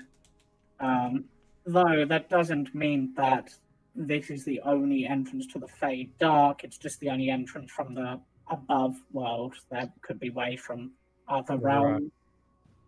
Yeah, that's a good thing to make note of. Hmm. For example, I've heard rumors that people from the Underdark of the material plane have tried to colonize here. Don't know how true that is, but Well, that would be drow folk, so it's possible if there's been drow. I think it was more goblins, but it could be drow as well. Wouldn't be surprised. They like to, from my understanding, take slaves from wherever they can get them. Does gives me the heebie-jeebies. I really hope that that's not what we're up against. I can't fight drow. That's terrifying. It would certainly explain why this drow spy person was here. It would, and that's concerning, Daya. Very concerning. Mm-hmm. If it's a drow, that's at least that's just another elf that just tends to like being in the dark. Exactly. It could be a hell of a lot worse. Yeah, You don't want to fall under. I mean, if you said about Gauss, maybe it's a beholder. Who knows? Maybe. Yeah, But I presumably drow at least will listen to reason and can be bargained with, right? I'm not so sure, Daya. Unless you've got some form of leverage over them, and the only time you should really try to make a deal with a drow is never, because they're probably just waiting for a moment to stab you in the back. Drow kill their own family members to get a leg up. They wouldn't hesitate with a stranger. This is too much, but like any other creature, flames will judge them. It should be all right. I mean, Just keep me safe, and I'll make sure. You're really obsessed with the fire. I mean, I know you're like a fire person, but is that the only trick you've got up your sleeve? It's the only trick it's required. I'm learning a lot, and it seems that my destiny is shrouded in fire of sorts. It's really quite remarkable. I mean, yes. I mean, not everything burns is my point, and Everything can be judged by fire. Well, if we're going to be going into the dark, seems like someone who has fire is a useful thing to have. yeah. If you want to just let everyone know where you are, sure. Fire is. But these things dislike fire, right? We can head them off. They dislike light, but which I suppose fire gives. Fire gives quite a lot of light. But I don't know whether that will drive them off as much as like sunlight or starlight. But it's worth a try. But for now, I would prefer we keep ourselves as stealthy as possible so that we don't get into unnecessary fights. We're not here to fight a war. We're here to win a single battle. That Very well, Nessa, makes sense. Yep.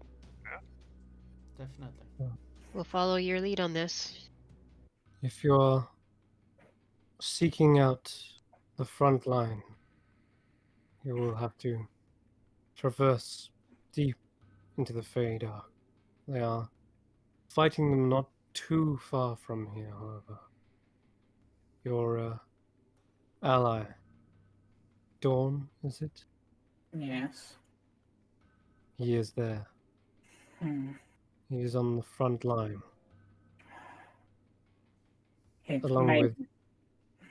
Along with others like yourselves. Yeah. Wait, Many others. Us or others like Nessa? Fae. Any Fae capable of fighting back. Just out of character, Chris. If I remember rightly, isn't there someone with Dawn who's not a Fae? That's true. There is. Yes. And that's kind of what he was alluding to as well, when he says like yourselves. There are. I suppose the right answer to that would be both. I wonder if it's worth going to speak to Dawn to see if he has any more information, has found anything out. By the way, we're going to have to get near the front line anyway, because we're going to have to get past the front line and get behind them, because I imagine their leader, whoever it is leading them from behind, otherwise we would have seen them. It would This be is as you worthwhile. say. Go. No, go. It would be worthwhile getting all the information that we can to aid us in this. So the more prepared we are, the easier this should be.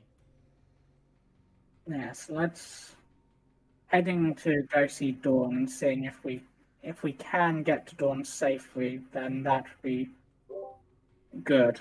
But I can get you as far as the front line. That is where we have set up the crystals as a way of not only a communication system, but also as an alarm system. For our voices are not the only ones that echo off those crystals. Understood. Yay! Yeah. It's all right. We'll keep a low profile. We're not gonna get involved with the front lines, Tanner. Yeah. We're just gonna get in there and see what's going on. It's strange. Ember's head, does that actually cause any light, or is it just like for effect? Would it be noticed in the dark? Yeah, he does shed like 5 foot light, but you can flare it up, can't you? Like, not instinct under Can- control. It's more emotional response. That's Oh, kind of okay. how I'm playing it. Mhm. I sort of look at you for a moment and like, do you have a? I realize this might come across as a little bit rude, but do you have a way to sort of hide that light atop your head a little? Yeah, Um, Daya. Can I borrow that again, Daya? That It's all yours, buddy. I will once again tie the shawl, Guardian style. One flap over the other, forms kind of like a tourniquet, hangs down. Excellent. Right. That's not doing the trick. But all right, yeah, we'll do it your way, Nessa. Sure. Yeah, I'm just. The Fomorians aren't all we have to worry about. They're probably being held at the front lines. Any that I doubt any have got past, but there are other threats within the darkness, and well, they won't see me, but they might see you. So we should make that as hard for them as possible. Tanner's the more likely one you have to worry about. Big clunk, clunk, clunk, clunk, clunk, clunk. Doesn't pay attention when he's doing it sometimes. Yeah, He looks over at you and it creaks. but a sound in the dark can be easily misunderstood, but a light in the dark, when there is normally none, is sure to draw attention. So, Tanner's definitely a light in the dark. Aww. Aw. do I need to leave you two alone for a few moments? You seem to be having a moment. Absolutely not. Well, he keeps on saying he wants me all to Sorry, himself for the rest of his life, so I don't know how you really take Servitude, that. Tanner. Servitude. Oh, I mean, yes, of course. Get any funny ideas? If that's what you call it. I mean, I've heard such relationships about mortals, but never seen them. So interesting to see. I'll be interested to see how that plays out. I need to make None of this. Onwards. Nice. Okay, so let's bring up more crystal music. So effectively, he lets out this kind of a high-pitched squeaking noise, and you hear it reverberate and bounce off of all these crystals over the spiral kind of slope. You can see it descend into different tunnels as these crystals kind of reverberate. They do just give off a faint reflection of light as well, and you can. He seems to be guiding you with just sound alone at this point. But you guys begin your little journey downwards. Yeah, just following in tow, I guess. Okay. Yeah, pretty much. All right then. So, Flames ever at the ready. Yeah. Danger. yeah, that's what I do. And Nissa probably has their swords drawn ready to put them into bow form should they be needed. Yeah, my quarterstaff is out, and I'm kind of using it as a blind stick, but quietly. Okay. So the first portion of this journey is fairly easy. You've still got some of this kind of stonework, which was of the castle's interior, but it does start to give way to more kind of rough, uneven ground here and there. But eventually, you start to get a good footing, and yeah, there's some artwork. What are we doing? Yeah, there we go. Bit big. Oh, there we go. Cool. Let's lower it and Look at make that. it smaller. There we go. Cool. We're in the Very nice. we're there now. Oh my god. So Wait, where did Okay. it go? it's down. So yeah, I'll move him now. Okay, there we go. Yeah. All right. So yeah, going down this kind of tunnel, you see there's some fairly small lights that seem to be coming from like bioluminescent pollen and fungi, and wherever it hits a crystal, you can see it reflect brightly. descending even deeper in, and your little dancing lights are giving off a bit of a lens flare occasionally from them, and you can still hear that kind of reverberating crystalline squeaking sound coming from Napian, and it echoes into the cavern beyond, and then as it comes back from that cavern, it signals you the way, and you descend deeper and deeper, and eventually you come into a massive open cavern, and you hear dripping sounds coming from stalactites atop, and in the center of this chamber is a perfectly still pool. The reflections of this pool seem to make the surface like a mirror. In fact, at first it looks like the cavern goes down, but that's just purely because it's reflecting the roof top above. So the stalactites look like stalagmites, but the crystals are formed into almost like a circular structure, when actually they're just geodes jutting from the top.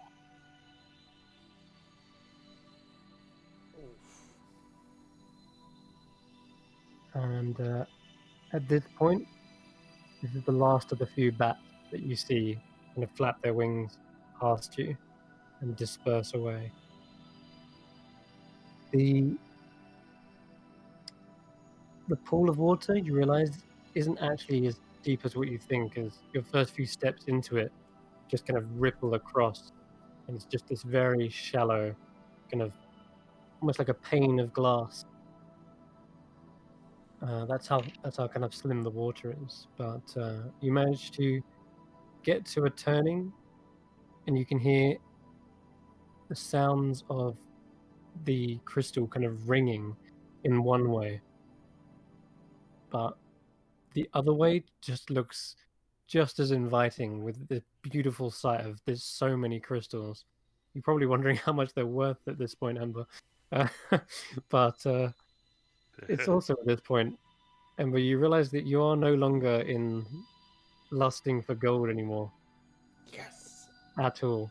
It feels as though that affliction is kind of completely washed away from you. And same goes for Grizz. And Grizz is like gesturing the wolf forward and it's like, anything interesting yet, boy? You sniffing them out? Doesn't look like there's mushrooms yet, but I'm sure there'll be some later. And you kind of goes over to the ringing noise. You're like, this way then? And you head even deeper and deeper into a cavern systems beyond. And we're coming up to time here, but let's get you to one last little bit before we do end up leaving, because he said he'll guide you to the front line, and you would expect there to be no dangers between here and said front line, so there won't be much. Yeah. Would expect it. You would expect it. Yeah. I don't know. Nissa, Watching on glass water. yeah. Nissa has probably extinguished her fairy lights at this point, and because obviously she wouldn't want to alert people if there is anyone here. So, and she's fine in the dark. I don't know how the others cope. Okay. So I'd like everyone to just roll me a stealth check. Those with dark vision can roll advantage because they can see where they're treading and not bumping into everything. Yeah, Nissa is going to do something to help this. Oh, are they? Yeah, Nissa is going to cast Path Without a Trace. Yes, 19. 17. Thank you. All right, that bumped everyone. 27. Yeah. Same 3. for you, sir. Or madam. I love that spell. 29 for me. And this is the first time you see some more.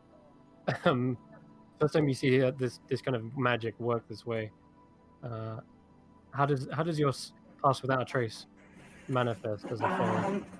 That's an interesting one. So, Nissa, I'm honestly seeing it as probably just sort of flaps her wings, but as she does so, rather than like this sort of mist that came out when she did Fairy Fire instead, it's almost just like as she flaps her wings, like there's like a aura of like negative sound just absorbing the sound, and then an aura of negative light absorbing the light, and then just keeping them in this sort of veil of shadows, which to the party probably looks like fluttering black butterflies, but to anyone outside just looks like a veil of shadows and silence. Nice. Very cool. That's excellent. All right. It's very Fey-like too. I like that. That's really cool. Mm-hmm. Like it, Slowly. James. Yeah. Okay. So Butterfly effect. yeah, somewhere, distant land, someone's being really noisy. Like the sound is being transferred It's over there. definitely instead. Cade. Like It's deafeningly loud. definitely Cade.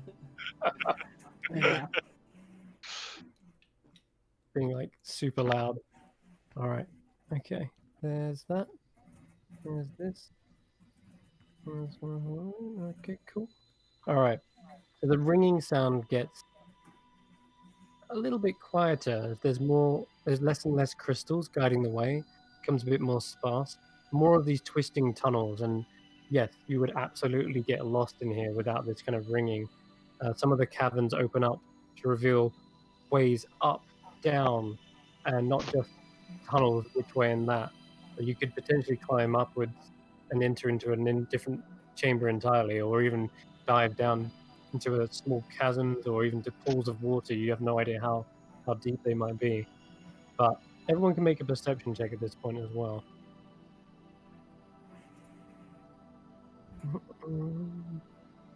My favorite skill check to fail.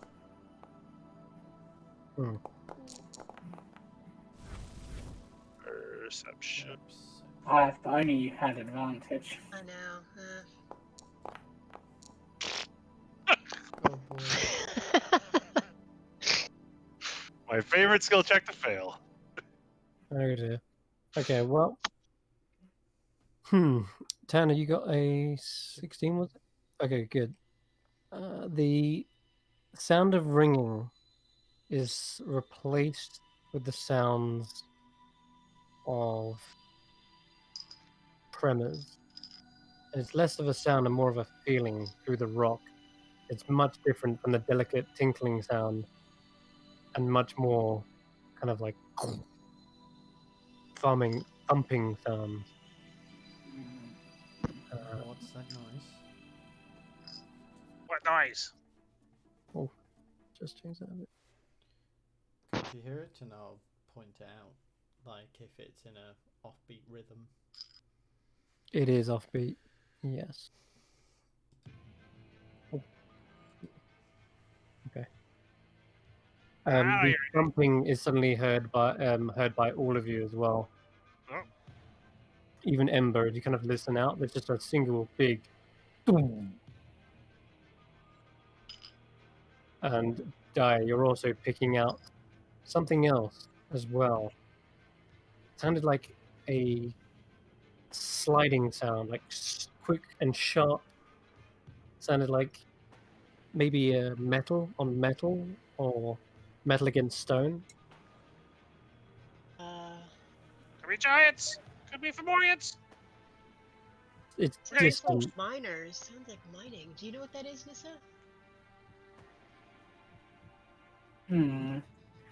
If it's mining, it could be some of the Fomorian slaves, possibly. Or it could be... Doesn't seem like... Gnomes. Gnomes might make sense. Dwarves? If it was dwarves, I would guess dwarves are more than dwarves. And Sverfnublin rather than typical gnomes. I'll have you pronounce it because it is one of my least favourite D&D race I have names. no idea how to say that word. Gnomes. One of my faves. I love the race as a concept. I mean, there's some other things. The drow don't tend to mind. The myconids don't tend to mind. Goblins, maybe. Honestly, there's a lot we could be mining. I mean, maybe we can scout out ahead. Some of this. Nissa, you're pretty small and unseen. Yep. And if you want me to go scout, How far does it sound, Chris? It sounds Like- distant, but it is also in the same direction as the ringing of the crystals as well. Perhaps it'd be best if we just held tight, or Daya could go with you, Nissa. She's pretty quick and quiet. Do you think if we're gonna be stealthy, if we're trying to infiltrate, then as much scouting as we can do by the small and quiet people would be to our advantage. I'm not Yes. sure how good I your would. spying is, but if you don't mind going ahead a little bit just to have a look before the clumsy big people. I'm not in agreement, but I say, as soon as I move a bit further away, you will no longer be under the protection of my friends here. So, Right. All right, Nissa. Here's the thing. I can. I'll point at Nissa and say, I can communicate with you with messages, and I'll demonstrate the magic Okay. spell to Nissa. okay, so, Dyer, if you want to come with me, then at least us two can be stealthy. Mm-hmm. And the rest of you stay here and stay as quiet as possible. Perhaps not even move if you can. That can work. I mean, very well. Tanner will shield me. Yeah. Me. Right, Danger. so let's go then. Okay. All right, I will follow Nissa as quietly as I can. Then, as you descend deeper and deeper in, you can hear the sounds of thumping getting louder and louder. And it is not at all rhythmic, it is chaotic. Hmm. Then I'd like. Ooh, you're all stealth, aren't you? Yeah. Yeah. Okay. And the two of us run to the pass without a trace. You come into a very sharp sloping tunnel, and you see that there are actually mushrooms up ahead as well, Oh, lining the walls. And yeah, there seems to be some semblance of cobblestone as well, and you can see stone steps. And then you hear it, another sliding metal sound, shing, shing, a clashing sound, and then an explosion. It's near. But not an explosion of fire, but of brilliant light in the distance. It surges and even lights up the distant tunnel. I sort of pause for a moment and go, because I'm guessing this is the case, and if I'm wrong, then correct me. Oh, it looks like Dawn's up to his usual tricks. Because that seems like something Dawn would do. Oh yeah, 100%. Yeah. Right. I'm gonna grab everyone real quick, Yeah, I just sort of. huddle you up. There we go. So I know it's only Dyer and Nissa going up ahead. So Yeah. Sorry, yeah, Dyer and Nissa. Yeah. Then I'll put all of you guys on there anyway. But For Nissa, now. Dyer, just roll me one last perception check as well.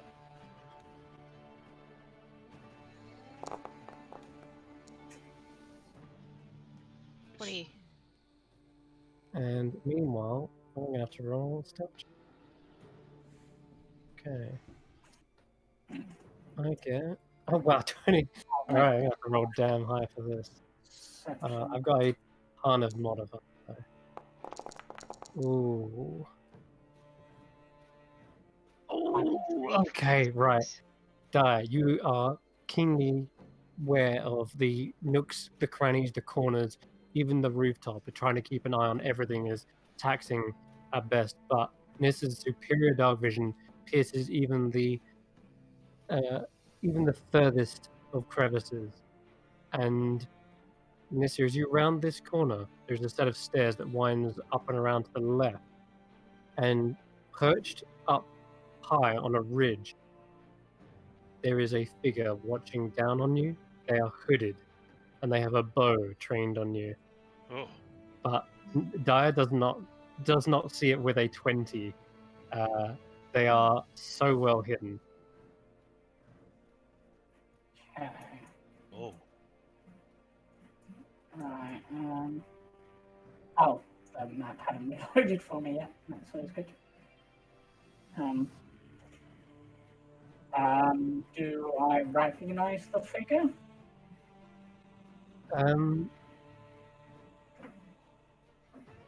They are completely shrouded, like cloak, called not bandolier, but a bandana across their face, effectively, like shrouded in total darkness. But they are wearing leathers, and I think you may have only seen them once or twice before. They're usually that well hidden, but they start to like go slack on the bowstring as they perhaps notice you. Can you roll their perception check? Well, No, that's they don't notice you. Are they trying to see me via dark vision?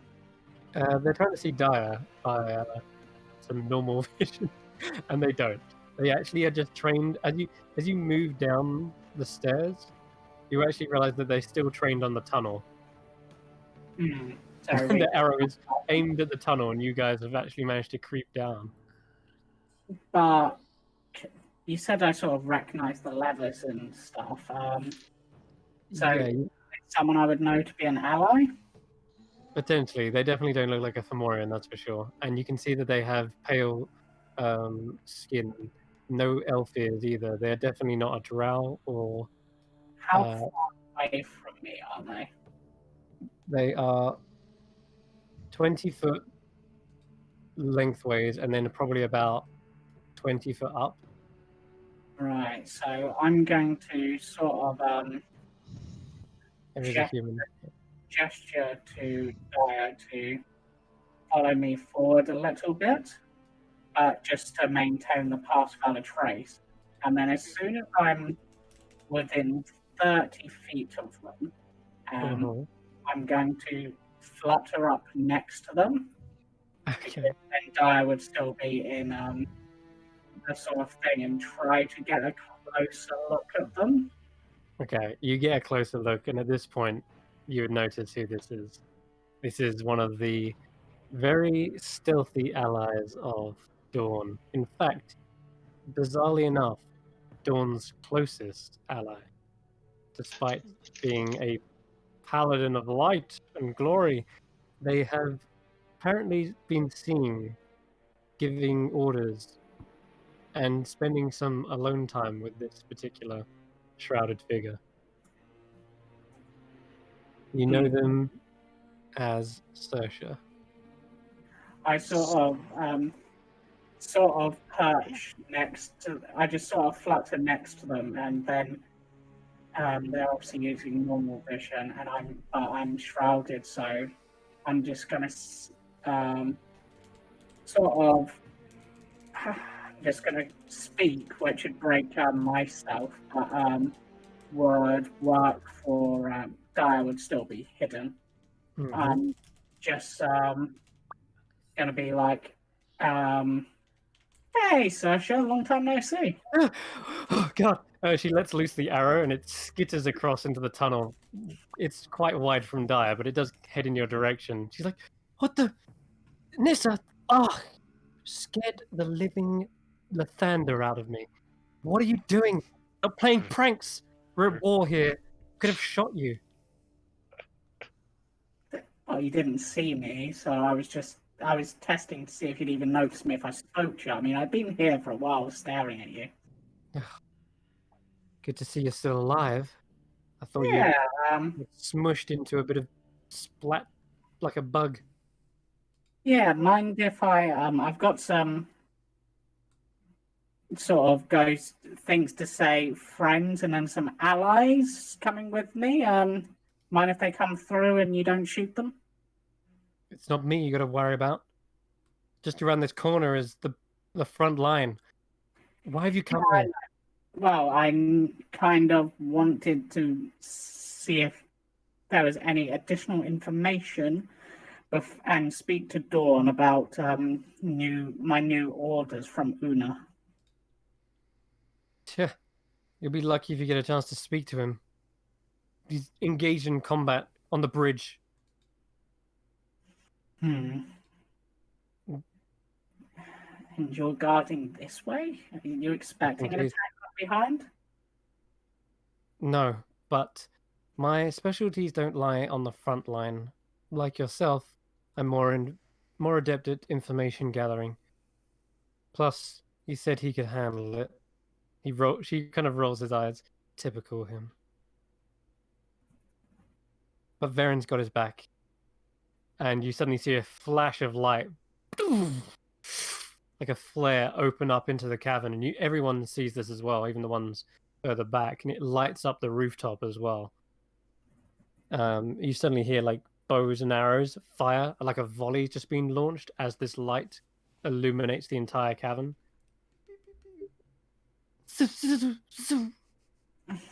that's when you hear the sounds of the grueling guttural roars of something deep in the cavern, like a troll trying to defend its cave.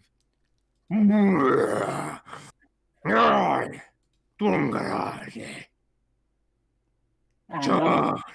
someone who speaks giant, I understand that. Yeah, it is a call for charge, and it is like push forward, effectively. The sound you are hearing. Oh no. I mean, oh.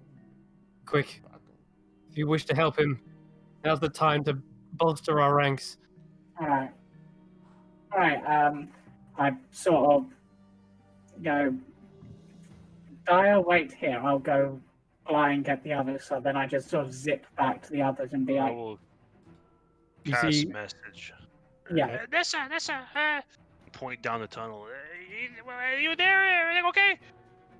yeah, come join us. There's an ally up here, and we need to go help Dawn on the front lines if we want a chance to speak with him. At least to Grizz? put back this current advance. Grizz is already charging forward as you're casting this message, and before you get all the way back to them, Nissa, he is already in a full charge himself with his battle axe drawn. And he knows exactly what they just said. His kind of kind demeanor is washing away from his face, and you see Grizz is preparing to enter a rage. He understands Giant, and he knows what's about to go down. Yeah. I inform my two allies of what Nissa said to me and begin running. There! Let's go! I'd be straight behind. After Grizz! I'd be straight behind Grizz. You see a hooded rogue-like figure jump from the ridge and land on this kind of like small pedestal. He says, "Quick, follow me. No time for introductions." And she leads you around the corner. Move your tokens. I'll move them for you. What's that? Centaur? Another flash of light surges. Another flare. Is it from this big boy? That is a centaur. You see in full battle regalia, and he has tattoos all over his body. He has a siege bow in his hand, and he is launching arrow on arrow after the flash of light illuminates the cave beyond. And as you come around the corner, you might be able to see what's going on. I'll just stay. I would stay right behind Tanner. I would not get in front of him at any cost. Oh my god, that's right. Oh my god, what the fuck is that? Oh my god, what is happening here? As your eyes are blinded slightly from the sheer light, you see there's a bunch of fairies flying around. They seem to be concocting some sort of artillery with mushrooms. More on that later. But for now, you see the blinding light in the distance of a paladin is the only description for him. He is clad in shining armor, this gold trim throughout, and he is wielding a sword that every time it strikes this hideous creature, it bursts with a flash. And beyond, yes, on this bridge, you can tell this lumbering creature that's sort of slanted to one side because of its form. It seems to be so bulbous on one arm. That one arm is also carrying a misshapen club, spikes shoved through the wood of the club end, and it's charging forward, slamming the bridge as he does. And let me just reveal this. You know what? Let me just reveal the whole area for you whilst we're at it. As another flare of light goes off, you see into the distance hideous, malformed creatures lumbering forward and swiping at these centaurs. And these dwarf even the centaur creatures, who are large creatures in their own right. And one of them just gets battered aside, and his form like cracks against the wall. And you can hear this kind of like bellowing laughter. And in the distance, you see the thumping, humongous form of another Fomorian creature, and he seems to be ordering the charge forward. And Dawn just turns around to see you guys coming around the corner at this point. And he kind of looks towards you, Talon. And then his aura sort of explodes in a corona of light, just in time, because this Fomorian kind of clashes with him. And that is where we'll have to end tonight's session, because it's about to go. God, what the Battle's fuck? coming. It's about to go down. Yeah. Fomorians. Oh yeah, and there's also a blue-haired. I think it looks like quite short. Could be a dwarf or a halfling, and they're the ones sending out these flares of light. And you can see there seems to be a holy symbol clutched in her hand as she whispers a prayer to her god. Yay, more paladins. Love those Oh, yeah. paladins. Nice. Cleric. Yeah. Cleric. 100%. Oh, even better. A lot of Lathander going on here. Absolutely. Wow. And all of this is happening on the very cusp of a massive chasm which descends some 200 feet down into darkness. This is fucking. This is peak D&D right here. Let's go. Awesome. Yeah. I can't wait to dig into some combat for the next session. It's gonna be good. Yeah, I actually get to... Yeah. Alrighty, guys. Thank you very much for watching. This has been the Witch Hunters, and next session, we're going to see the full frontline clash. It's going to be like a wall of death, I imagine. Hell yeah. Let's go, Chiefs. So tune in to see that, and we'll catch you same time next week. Also tune in tomorrow for Curse Breakers and the Tomb of Annihilation Last Resort Company as well. As they continue their fight against the Bachelor. Indeed. Well, they have finished off the Bachelor and now are trying to figure out a way to ferry their souls back to the living. But hell yeah, we'll see. Those TOA guys are good, man. Give them some love. Thank you very much, Derek. Yeah. Cool. All right, see you guys. I gotta get going here. I got pizza to make and Super Bowl to watch. Pizza. Bye-bye. Take care. Take care, guys.